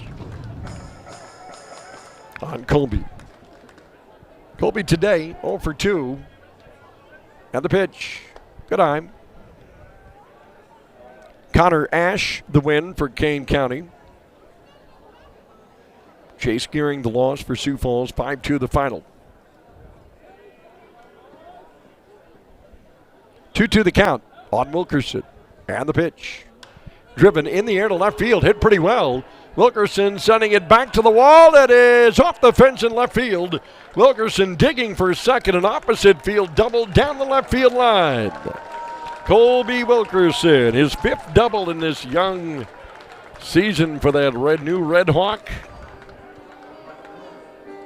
Boy, and a little bit more because we have a slight breeze that's blowing out towards that left field corner. Maybe not all barrel, a little bit of the hands, but you see what happens in Newman. 318 down the line, and that one to the bottom of the wall on the fly. And Wilkerson's got himself, as I mentioned, his 5th double this year to go along with a triple. His 12th hit of the season, now 12 for 28 on the year. Can the RedHawks continue on? Carlos Amaya. The pitch is low. Carlos moved from from first to catcher tonight. Fernandez moved from catcher to third. Andy Nelson from third to first.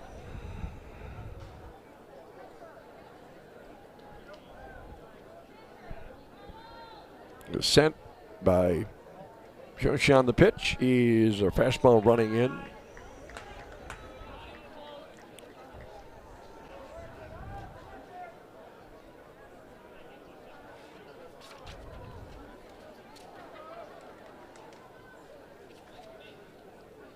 From the set, the 2-0 delivery. Driven to left field and a line drive. Outfielder slips it and gets past Zuber. He slipped in the grass. Wilkerson's going to score easily, and this might be a 3-bagger for Carlos Amaya now. He'll check in at second, but the run scores, and the RedHawks finally on the board, trailing at 11-1.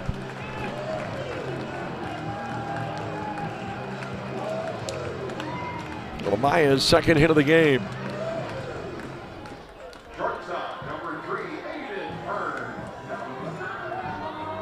Now Ray Zuber gave it a best chance. Those cleats went out.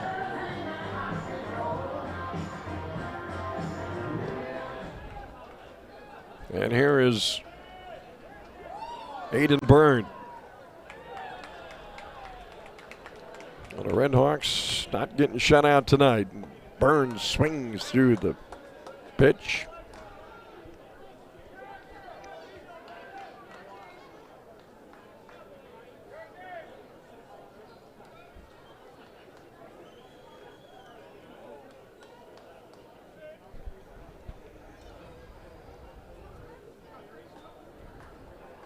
Checking the runner.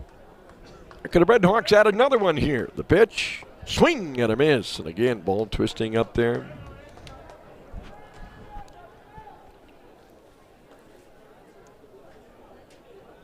Oh, 1-2 on Bernsey.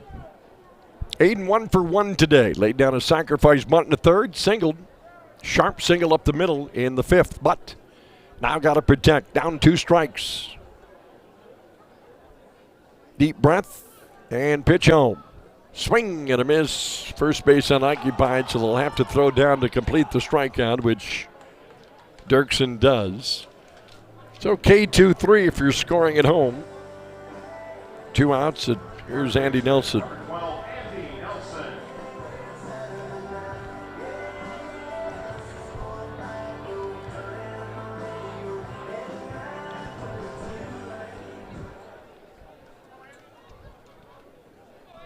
Nelly ground out and then had a hit taken away from him, and is at bat in the 5th inning on a line drive to third.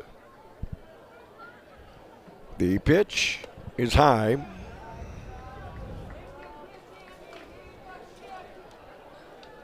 Jack Ben Shoshan, a right-handed rookie, collegiately pitched at Rice University, and he's a Houston native as well. And the 1-0. That's a strike. Chicago defeating Cleburne 4-1. So the Dogs improved to 6-6 now at 500. Cleburne drops to 5-8. 1-1 pitch down and away. Mentioned Kane County with their win. They'll remain in first place in the East. Sioux Falls 9-4 now. The loss today. Couple of balls and a strike. And the pitch home. Driven up the middle, base hit by Nelly, and this should get a run in. Amaya rounding third, he'll come in and score. Andy Nelson, RBI hit. Hawks trail 11-2. Good to see a little life in the RedHawks bats here. And the bottom of that lineup coming through. Wilkerson the 1-out double, Amaya the double. And Nelson now the 2-out hit.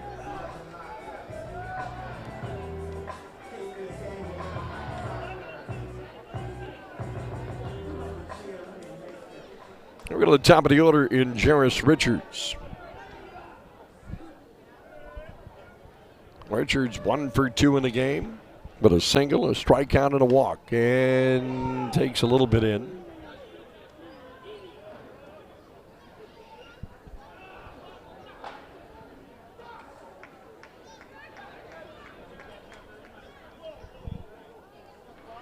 Oh, that pinkish sky tonight. Such a beautiful ballpark. Richards just got under it. He sends it into the dusk. I don't think anybody sees it. Does anybody see it? Nobody sees it. It just bounced on the infield, but now the throw home, and safe at home is Andy Nelson. He never stopped running with 2 outs. That might go down as an RBI hit that nobody saw, and the Hawks trail 11-3.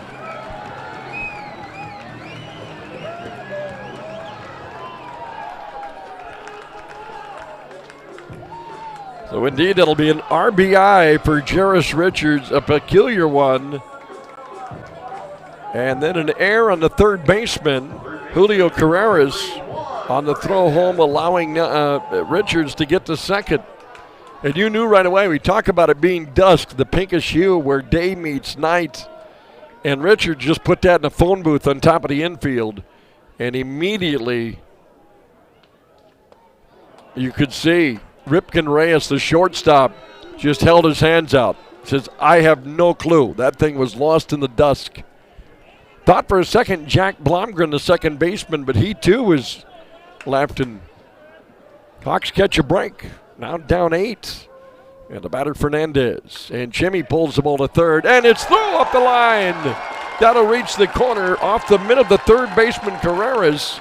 Richards coming in to score. Chimmy ends up at second, and the Hawks now trail 11-4.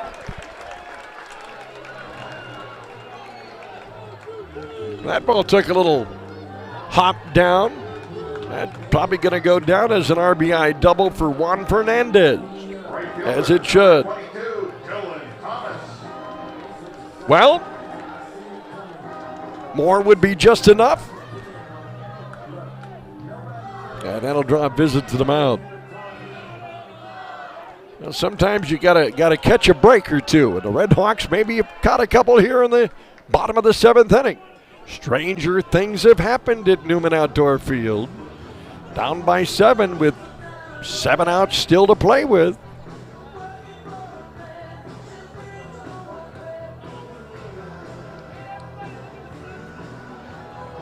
A little meeting on the mound here for the DockHounds. You got the Wilkerson double, the Amaya double. Scoring Wilkerson made 11-1. Andy Nelson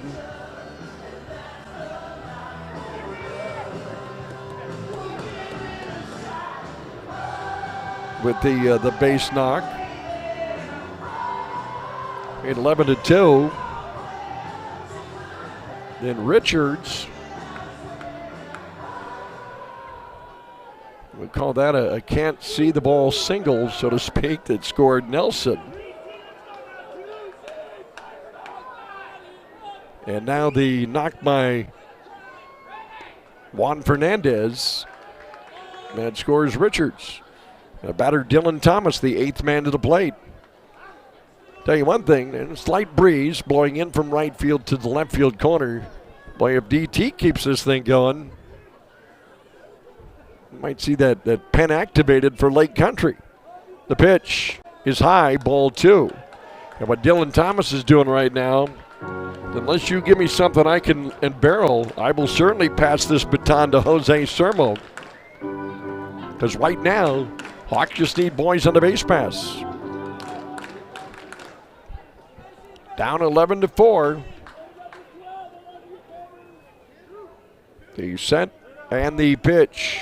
Big cut by Dylan, and that ball on 2-0 disappears. That's just smart pitching. Jack Manchoshan just kind of sunk that ball on the plate. Dylan maybe looking for something up, trying to ambush. And he got it off the plate. Sermo again would be next. Can the RedHawks keep the train moving here? A look to second, and the pitch. Driven sharply and on a hop, played by Blomgren, the second baseman. He'll toss on to first, and that's all for the Hawks, but they show some life. Here in the bottom of the 7th inning, 4 runs come across the plate on 5 hits. There was 1 error and 1 left. We go to the top of the 8th inning. New score, Lake Country 11, Fargo-Moorhead 4. This is FM RedHawks baseball. Time for another call to the Kia of Fargo bullpen. Make it a walk-off win in a redesigned Kia Telluride from Kia of Fargo. Now the mound for the RedHawks, number 16, Isaac Rohr. That's a Kia called to the pen here at Newman Outdoor Field. Another rookie right-hander in there, Isaac Rohrs. The Rohr has been restored. The former Golden Eagle from Crookston, Isaac Rohrs, recently signed. Another arm in there, and we'll see if Isaac can come in here. And the RedHawks showing a little life, down 7, but they were down 11. Rohr's facing the top of this order for Lake Country as Ripken Reyes takes the ball.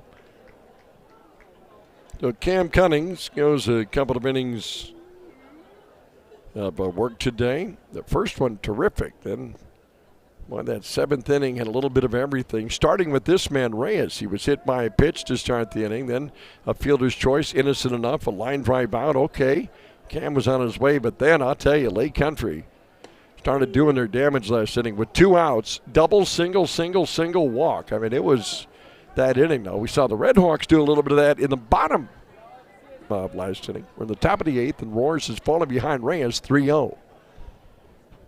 They wind in the pitch. He is a strike. So for Cam Cummings, 2 innings. He yields 4 hits, 3 runs, and somewhere in the distance, a car has gone off. There's strike 2 on the outside corner.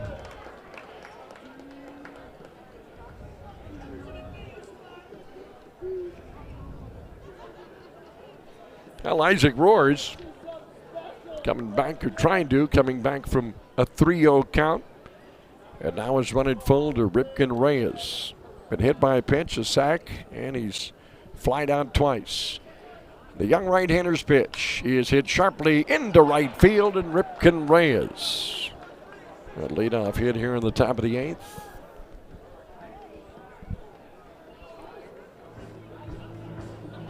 Center fielder Well, number 6, Dom Johnson. yeah, Lake Country, they're going to have to be dealt with this year. This team, they got a little natural rivalry weekend coming up at home in Oconomowoc, facing the boys from Milwaukee. Well, they're at home tomorrow night. As I mentioned, the RedHawks on the road tomorrow night. Hope you join me. 6:45, the pregame show. Nelson not holding on with Reyes at first as Roars delivers up and into Dom Johnson. Well, Dom tonight has lined to center, grounded to short, was hit by a pitch and scored. He's reached center fielder's choice and scored. Came in hitting .283, 0 for 2 tonight. Or excuse me, 0 for 3 tonight, but 2 runs scored. There's a swing and a miss. Twins fall to the White Sox today on the south side.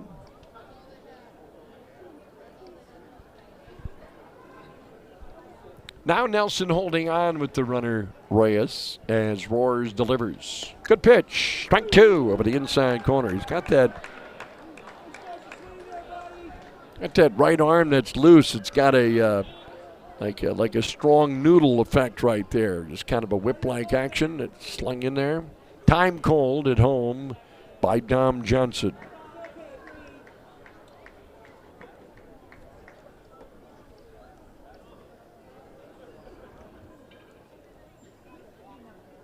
Here's the look and the pitch.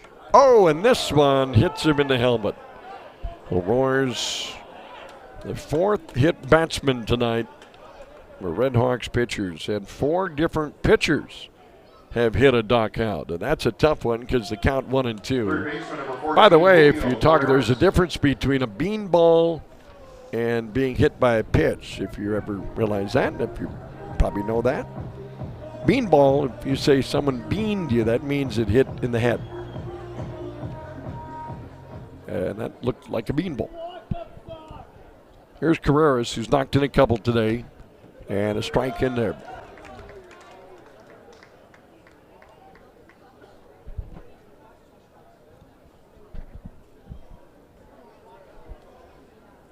I'd like to see Isaac obviously succeed, this young arm, these guys that just out of college, and there's another pitch, just the command not there, and that's the 5th DockHound that's been plunked by a pitch. That was just a hit batsman, kind of a front door breaking pitch that got away.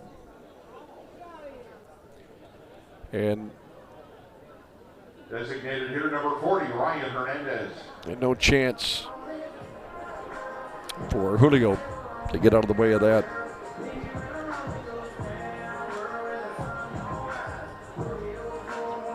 Five.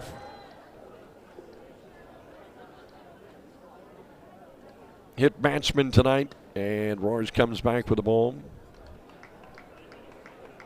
to Ryan Hernandez, who's returned to the lineup tonight with a vengeance. 2 for 4, 2 doubles, 2 runs scored, 3 runs batted in. The 1-0 pitch, and that's taken down and away. And we talked about earlier in the game when Ray Dirksen launched a ball with bases loaded over the fence. And it just gets tougher when you fall behind. You cannot obviously feed a guy like Ryan Hernandez something in his kitchen. A slight breeze from right to left. The same token, you fall behind. Eventually, you got to come into that strike zone. And here's a ball pulled foul.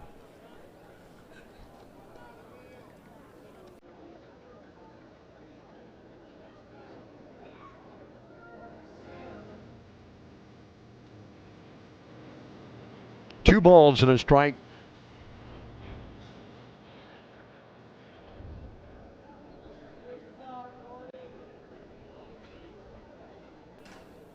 The pitch, and this one scoots right through the glove at home plate of Amaya, and coming in to score from third is Ripken Reyes. That'll be a pass ball on the catcher Amaya. Make it 12-4. I don't know if he got mixed up or just didn't get down. Yeah, just off his mitt. That is a tough break. 3-1. The count, the pitch, hit high in the air, a mile high in the air. The wind might make this unplayable. Burn over, makes the catch. Aiden Byrne from his shortstop spot able to get around Juan Fernandez. Not an easy play right there, and Burnsy watching it in, able to make that catch. And he and Juan communicating well, and Aiden says, I got this, partner.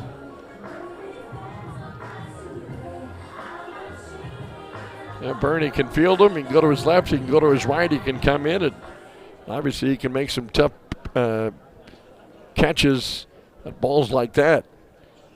Here's Josh Mears.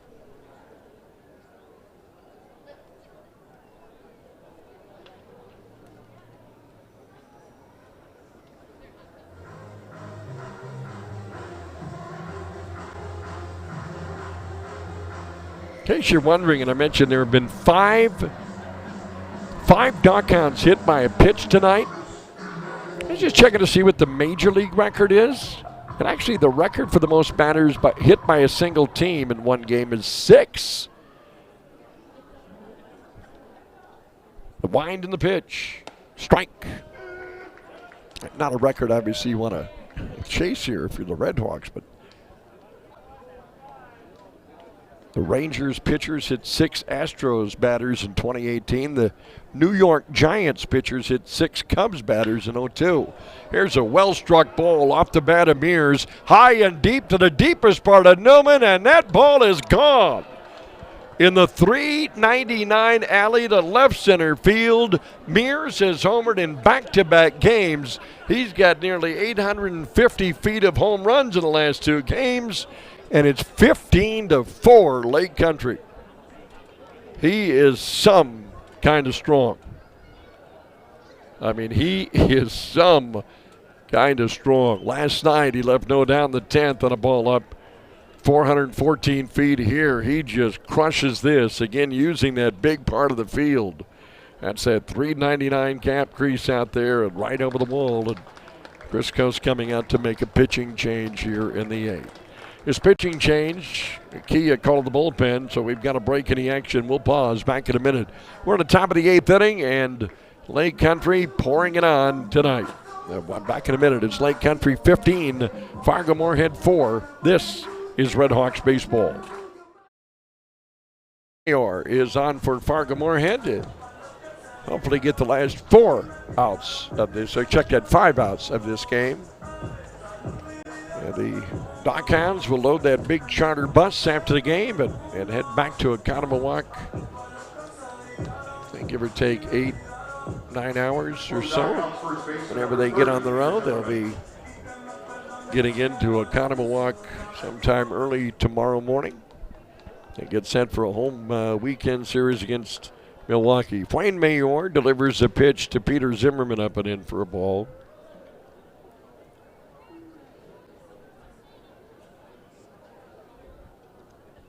The lefty's pitch is a strike. Again for Fargo-Moorhead. Hunter Day tomorrow. We'll see Hunter Day, Colby Kaiser, and Kyle Krieger, part of the weekend rotation for the RedHawks. Wayne Mayor's pitch, hit on the ground to third. Fernandez going to play it back. Fields and throws it across the diamond. Attaboy. Juan, talk about a versatile player, Juan Fernandez. It's out number 2, and it brings up Blum. Second baseman number 10, Jack Lundgren. Second cycle.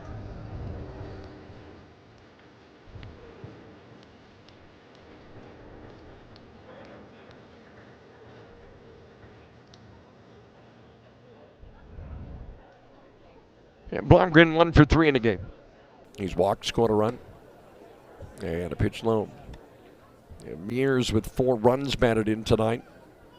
Hernandez with 3 runs batted in tonight. Dirksen with 1 swing knocked in 4 runs in the second inning.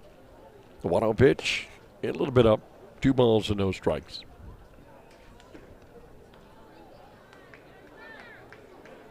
That Gary Winnipeg game has gone final tonight. And the Fighting Iceps, Gary defeating Winnipeg 9-3. There's an off-speed pitch away. Well, the Gold Eyes with a loss drop to 5-7. Gary South Shore improves to 5-7. So they will jump ahead of Cleburne in the East. 3-0 pitch, a strike. Waiting on that Sioux City-Milwaukee game, and that has gone final. The X's get the win tonight, 7-4 over Milwaukee. There's another strike. So the count is full. Sioux City gets their 7th win. Milwaukee drops to 7-6. Everything final except this one. 3-2, 2 outs. Payoff pitch is fouled back.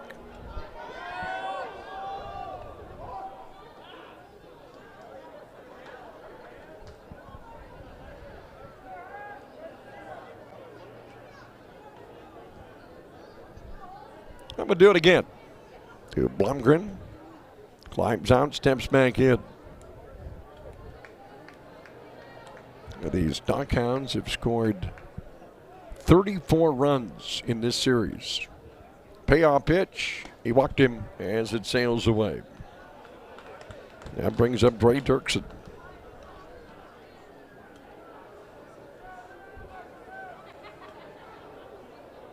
At Lincoln idle today. Catcher number 8, Dre Dirksen. And Kansas City idle today. RedHawks not holding on with the score the way it is. The runner at first and a swing and a miss and an off-speed pitch here. Lou Fuenmayor, the 5th pitcher used tonight for the RedHawks.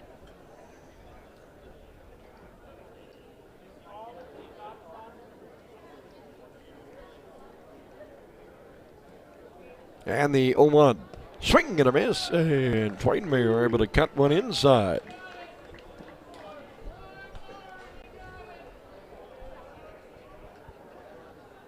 The RedHawks, if they drop this one, I would go to 5-8. So they get 5th place in the West. But again, this is game 13. Got 87 remaining, and just a bit outside. I think the road obviously will be a big test. For the RedHawks, maybe not at 100% from the health area, but the road will be a good test. And, you know, kind of shake this homestand off a little bit. Maybe start out on the right foot tomorrow night. Inside, ball 2, 2-2 the count. It's always, playing in Sioux Falls, over the years, all the games between those two teams. That's another thing where it's never over till it's over in that stadium. There have been some wild ones there. Here's a 2-2. Ground ball hit to third. Juan plays it off the lip, shuffles and tosses across the diamond, and Nelson unable to pick it. That'll be a throwing error on Juan Fernandez, and the runners will advance. Down for Fargo-Moorhead. Left fielder number 7, Ray Zuber in the 3rd. Their second error tonight. Got a batter, Ray Zuber the 3rd. So the RedHawks pitcher, Lou Fuenmayor, will have to pitch an extra out. 15-4 Lake Country. Tonight's paid attendance 2,303.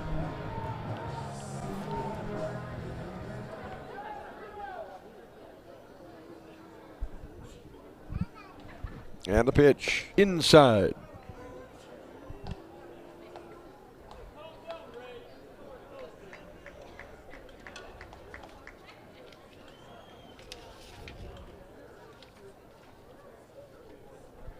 Runners on second and third. We're in the top of the 8th. And a pitch high and away. Note the game times coming up on the road trip. We got a little bit of everything for you. 7:05 first pitch tomorrow, 5:35 on Saturday, 4:05 on Sunday, Monday an off day, and then Tuesday 6:35 in Kansas City. There's a strike. Next Wednesday is a day game in Kansas City. That's a 1:05 start time. And then next Thursday, a night game at 6:35. The RedHawks then will drive all night to Milwaukee. We're 2 evening games and an afternoon game before returning back home. Zuber takes up and in for a ball. 3-1 the count to Ray Zuber the 3rd. Hawks have spent a lot of time on the defensive side of things tonight. A lot of plate appearances tonight for Lake Country. Zuber has been held hitless in the game. The pitch, that's a good-looking pitch by Lou. Strike.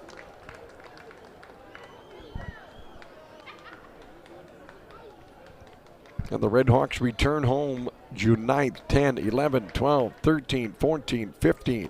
Kansas City and Winnipeg, divisional battles when they return back to Newman. The payoff pitch, fouled away. That's the second time Andrew Pugliano, the home plate umpire, has been hit.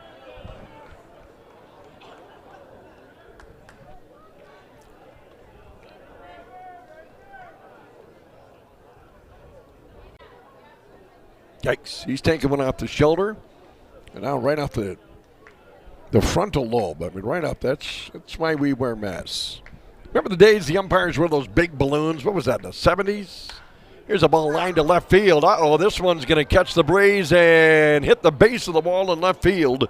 Off the bat of Zuber. Blomgren comes in to score. Dirksen comes in to score. And it's 17-4 Lake Country.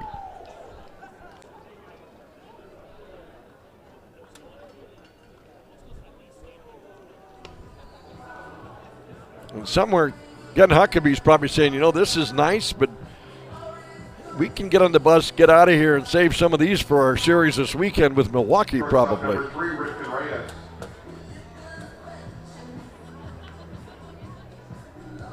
A lot of extra base hits tonight as well. So the DockHounds have batted around here in the top of the 8th.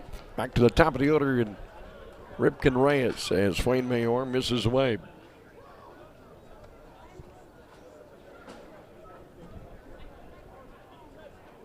You're going to have games, obviously, like this. The RedHawks have been on the other side of these as well, the team that has the big runs. Problem is, in this series, this is the second time this series. 36 runs now scored in this series for Lake Country. There's a ball, one strike on Ripken Reyes. 1 for 3. Been hit by a pitch, had a sacrifice. He's flied out twice and singled. And he chops a ball foul up the third base line.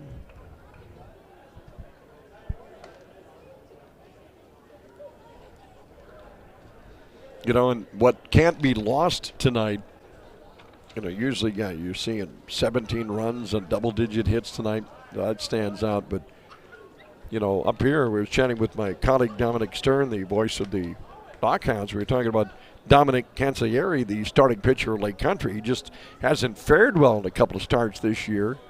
Dom is saying, yeah, he's probably on a short leash. You're not sure what you're going to get. It's been rocky. 1-2 pitch, popped up, out of play. And a souvenir. And talking to Dom about that, he said, yeah, he's probably on a short leash tonight. They'll kind of see how he goes, but the starts, and the RedHawks certainly do to get runs. So, you know, that's why you have to play the game, because going in, you're thinking, okay, the Hawks' bats will be hot. It's warm out, wind blowing out a little bit. And all Dominic Cancellieri did was come out and dominate for a bit. 1-2 pitch, fouled away. I mean, he went 6 innings, 4 hits, no runs, 4 strikeouts and a walk. The Hawks really couldn't pack anything together against him. And so it's just proof positive. You think you know, but you don't. You look at a Dre Dirksen, 0 for 11 this year. His first at bat, grand slam home run. You think you know, but you don't. And things can turn from at bat to at bat and from game to game. The 1-2 pitch. Strike! 3 called, a little backdoor breaking pitch. And that's all for the DockHounds here in the 8th. So Plain Mayer gets a strikeout, but 6 runs on a total of 3 hits. There was 1 error and a runner left on base. We go to the bottom of the 8th inning. New score, Lake Country 17, Fargo-Moorhead 4. Outdoor field, RedHawks are down 13. And a CapEx play of the game tonight. The folks on the TV side showing some of the amazing catches, like Julio Carreras, the third baseman. The CapEx play of the game. Oh, that moon hiding behind those clouds tonight. It's like a Brooks and Dunn song here. Beautiful shots that they're taking here. Lights illuminated, the moon sneaking out behind a dark cloud. Chris Jefferson, the new pitcher in the game. The right-hander Chris Jefferson is on from Queen Creek, Arizona, with the Everett Aqua Sox in his last name. And Chris Jefferson, the pitcher, Jose Sermo, the batter. So Jack Ben Shoshan goes an inning, 4 hits, 4 runs. The pitch, swing and a miss. Shoshan did not walk a batter. He ended up striking out 2. Well, they silenced Jose's bat a little bit the last couple of games. And he lines one and rips the cap nearly off the head of Jefferson. So much for silencing Jose Sermo. That was a line drive back up the middle. Boy, Jefferson left that thing out over the plate. And Jose Sermo attacking that. Center fielder, number 9, Jesus. Nice knock there for Jose. Yeah, just a fastball. And Jose sees that and took it right back from where it came. And here's Jesus Lujano, 0 for 3 in the game. Well, the hits are even at 10. But as you've heard me say countless times, this game is about runs. There's a ball to Jesus. Remember, speaking of Doug Simonic, the old skipper, legend, one of the great winningest managers of independent history. Lujano fouls away. I remember early in my broadcast career, those early years, 30 years ago, 31, I remember after a game, the RedHawks had lost, but they had like 15 hits or 16. I said, hey, Skip, how about it though? You had 15 hits. The game's about runs. And he would just, 1 ball, 1 strike, and very true. And here's a fly ball off the bat of Lujano, fouled away.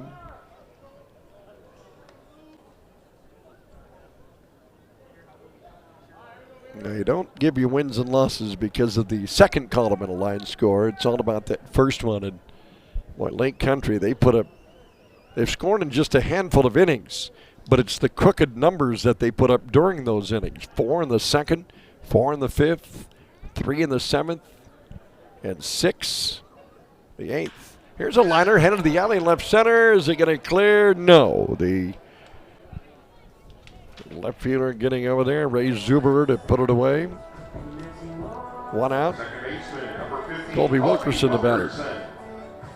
Now, win or lose, obviously every at bat, you're going out there trying to get something done. We'll see if Colby can get a 2-hit game tonight. He's 1 for 3. Wilkerson got a ball the opposite way. He's switch hitter sitting left-handed here against the righty Jefferson. And he got one the opposite way of the base of the ball in left field. Last at bat, Jefferson kind of streamlines a strike over there.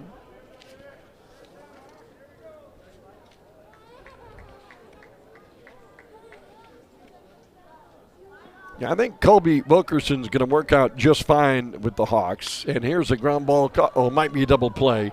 4-6-3 twin killing. That thing slowed up on the grass, hit well, but the second baseman Blomgren able to flip it to Reyes onto Zimmerman, and the Redhawks are out here in the 8th. No runs, 1 hit, no one left.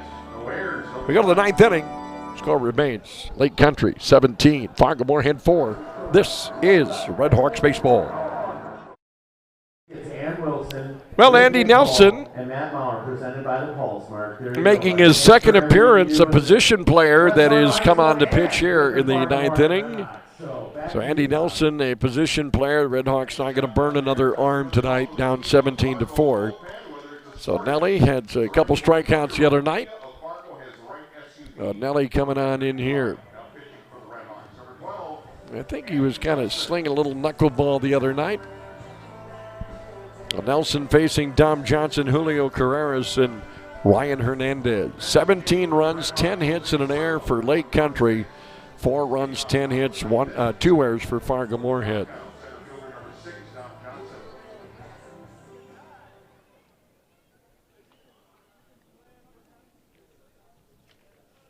The DockHounds have been mashing things up. Little swinging foul at the plate. Nelson, that off-speed stuff, that one at 69 miles an hour. DockHounds have outscored the Hawks 36-8 in the series There's a ball, 1 strike. As I said, from game to game, this series will come to an end tonight. And maybe the RedHawks start fresh tomorrow, 7:05 Sioux Falls. Ball hit deep in the hole and short. Backhanding it, Byrne. No chance to get the speedy Dom Johnson. So an infield hit for Dom Johnson. So he's got his first hit of the game in his 6th plate appearance. Third baseman number 14, Julio Carreras. That makes it official. Now every DockHound has at least 1 hit in tonight's game. The batter, Carreras, 1 for 4 with a double, 2 runs scored and 2 runs batted in. The pitch, drilled down the right field line towards the bullpen of Lake Country. Ravello tire foul ball. Swing for the fences with Ravello Ridge Track all-terrain tires. You can find yours at Gateway Nissan in Fargo and Fargo Tire. 1 strike. And the pitch. And there is a hit, batsman. That ball just stayed in. That knuckle or that off-speed pitch. And Carreras hit for the 2nd time and roughly, I think, in the same spot 2 times he's been hit, right in that back. Now, the other one hit him in the back. This one got him in the derriere. A little bit more padding, with all due respect, physical, but in that area. So that one, you feel. So that is the 6th hit batsman. I mentioned earlier that would be a major league tying record, as the off-speed pitch fouled away by Ryan Hernandez.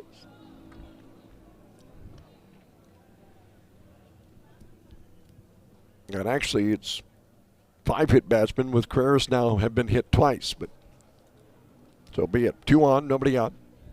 And a strike in there to Ryan. Well, Hernandez, 2 big doubles in this game, 3 runs batted in. He has scored a couple of runs.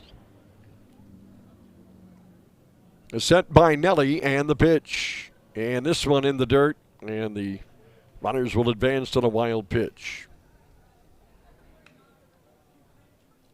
You know, some would say in a 17-4 game, are you really going to run? But you know what? It's that etiquette part. You're almost showing up by not advancing, you know, if you get what I mean. There's no written on that. 2nd and 3rd now for Lake Country. And the 1-2 is away. 2 balls and 2 strikes. Every now and then Nelly will sneak it in, and a little bit of heat at 79. So his range has gone from the mid to upper 60s to near 80 on his various pitches. The 2-2. And there's the off-speed pitch at 68.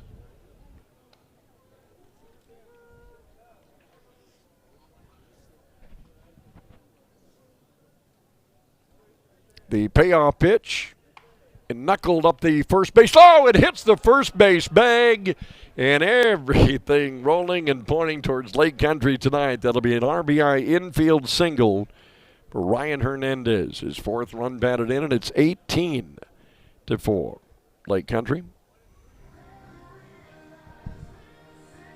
I look down at Chris Coast, you know, and he's been around the game long enough that you're going to have games like this. And again, he's thinking about this one, sure, but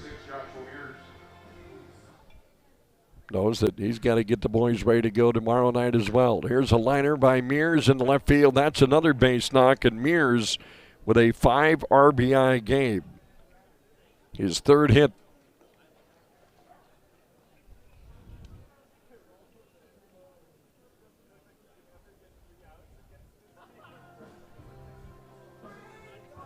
And the batter is Peter Zimmerman. 19 for Lake Country. Zimmerman takes a strike.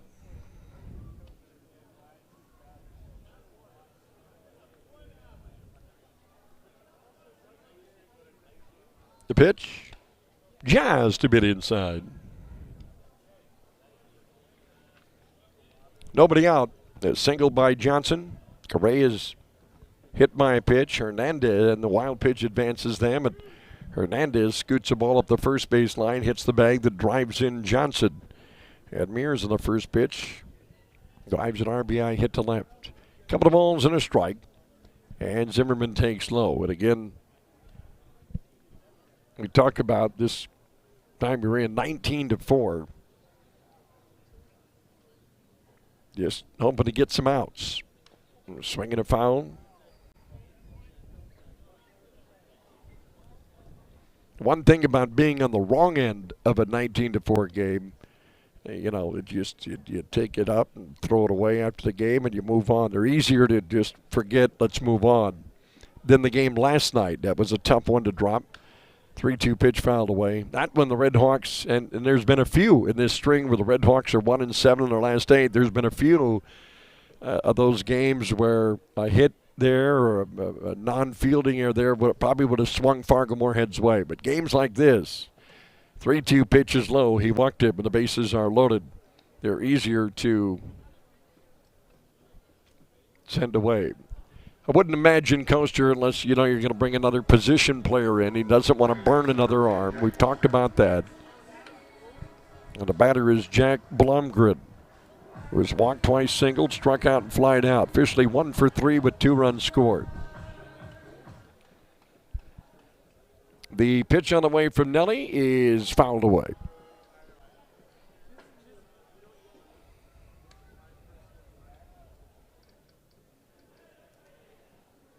There were games back in the day, and the RedHawks, they got rivals with a number of teams. Ball hit in the air to right field. This will get another run in. Long fly ball. Thomas makes the catch.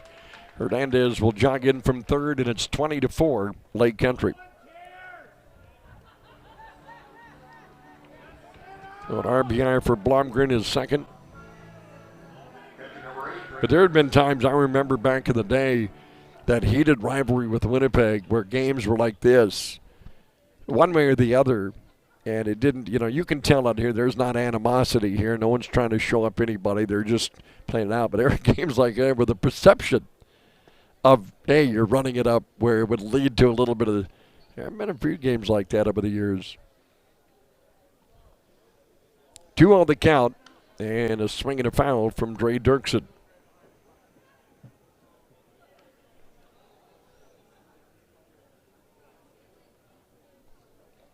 The 2-1 pitch, swing and a miss is Nelson. And the old 77-mile-an-hour off-speed pitch in there. Dirksen, 1 for 3 tonight with a grand slam home run. He got everything going tonight with that big swing, and no doubter. Starter Wyatt Cheney at second inning. The first batter reached on an error at a 1-out hit batsman. Here's a pitch away. Then a walk, and then fell behind Dirksen. And that, you can almost feel like, uh-oh. Went to 2-1, went to 3-1, and then had to come in with a strike, and Dirksen didn't miss it. Payoff pitch, infield fly affair, hit. Wind will pull this into foul territory near the RedHawks dugout, and no chance for Carlos Amaya, the catcher. 20 runs, 13 hits, 1 error for the visitors from Oconomowoc. 4 runs, 10 hits, 2 errors for the hometown Hawks.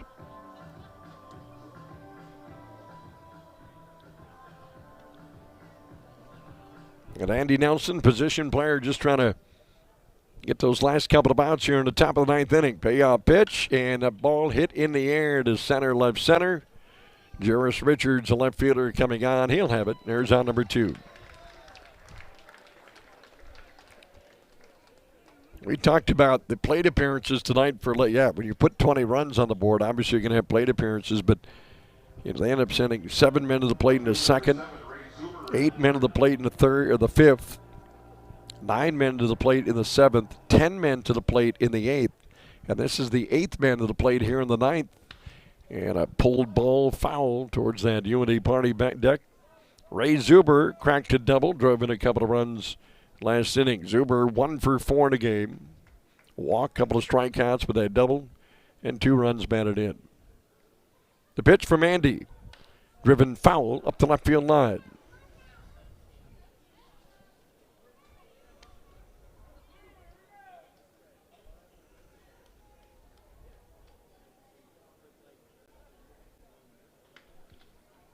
The 0-2 floats low.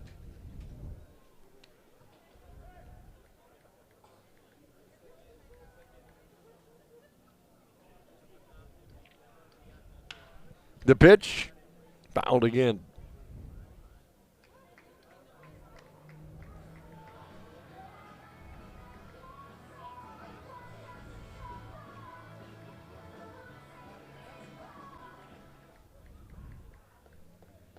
Andy Nelson, the 1-2 offering, fouled away.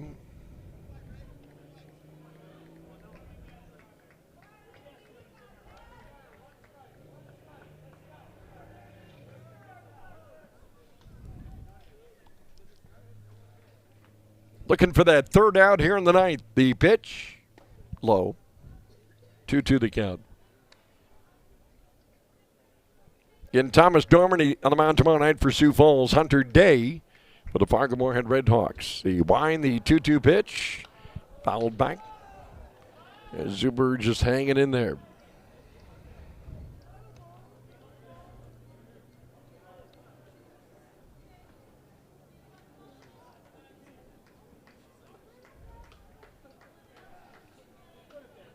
Nelson into the mind again. 2-2 pitch, hit up the end of the stick to shallow center, hangs up. And Lujano able to bring it in for out number 3. So the DockHounds sent 8 men to the plate here in the ninth. They push across 3 more runs on 3 hits and leave a couple on base. We go to the bottom of the ninth inning. Our score now, Lake Country 20, Fargo-Moorhead 4. This is RedHawks baseball. Well, Kia called it a pen. Rodrigo Benoit is on here to get the final 3 outs of this one. And then the RedHawks will wake up tomorrow, jump on that charter bus, and get on down Interstate 29 to Sioux Falls, South Dakota. Lake Country after the game, shower up, get a bite to eat, get on the bus, and probably get a little rest in on that long trip back to Oconomowoc. Chris Jefferson goes an inning of work in relief. 1 hit, no runs, no walks, no strikeouts. So Benoit is on. Carlos Amaya, Aiden Byrne, and Andy Nelson due up here in the RedHawks ninth. First offering is a strike. The numbers are large, and in fact for Lake Country, this is a new single-game run-scoring high in franchise history, the 20. And if the score holds, this will be their largest margin difference in scoring as well, that 16-run lead. A swing and a miss by Amaya. 20-13-1 the line for Lake Country. 4-10-2 the line for Fargo-Moorhead. Cancellieri would be in line for the win. And Wyatt Cheney on the hook for Fargo-Moorhead. 0-2 the count on Amaya. He's 2 for 3, and there's a swing and a miss and a strikeout. Shortstop number 3, Aiden. Brings up Aiden Byrne.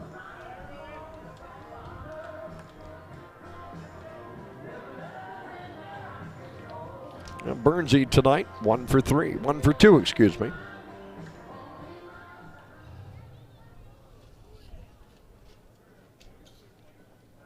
Benoit pitch is taken high.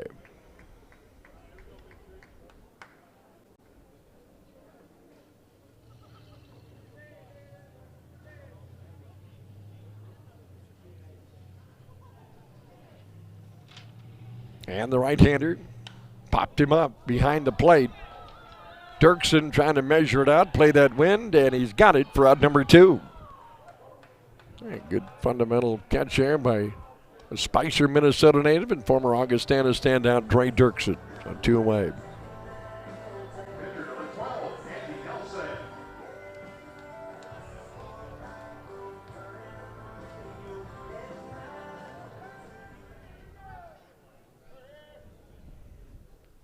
Well, the Hawks down to their final out here tonight. Nelson swings and fouls. Well, Andy Nelson today has played 3 different positions. Started at third, went over to first, and finished up on the mound. Benoit, the right-hander ready, and the 0-1 pitch to the plate. Oh, my, and this one hits Nelly. I think it got him on the elbow pad. Let's hope he did. So the first RedHawks batter hit by a pitch in the game. And combined tonight, there have been 7 hit batsmen. 6 of, oh, no, that didn't get him on the pad. That got him flush on that forearm. Left fielder number 49, Jarvis Richards. That'll bring up Jarvis Richards.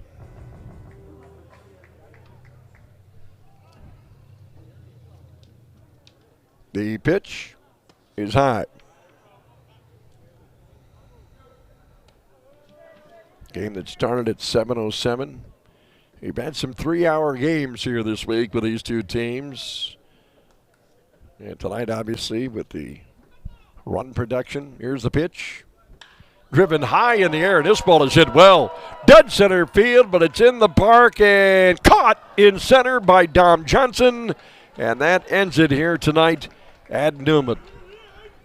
The Lake Country DockHounds walk into Newman Outdoor Field and sweep the Fargo-Moorhead RedHawks 20-4. Your final score tonight. 20 runs, 13 hits, 1 error for the DockHounds. They left 7 on base. The RedHawks 4 runs, 10 hits. Correction, 4 runs. 10 hits and 2 errors. So the RedHawks left 5 on base. Dominic Chancelleri, the win. He goes to 1-2 in the season. He lost to Wyatt Cheney. He drops to 0-2. Home runs in the game. Bray Dirksen of Lake Country hit his first. And Josh Mears from DockHounds hit his fifth. 2,303 paid to see it. A post-game show coming up next. A final tonight from Newman. Lake Country 20, Fargo-Moorhead 4. This is RedHawks baseball.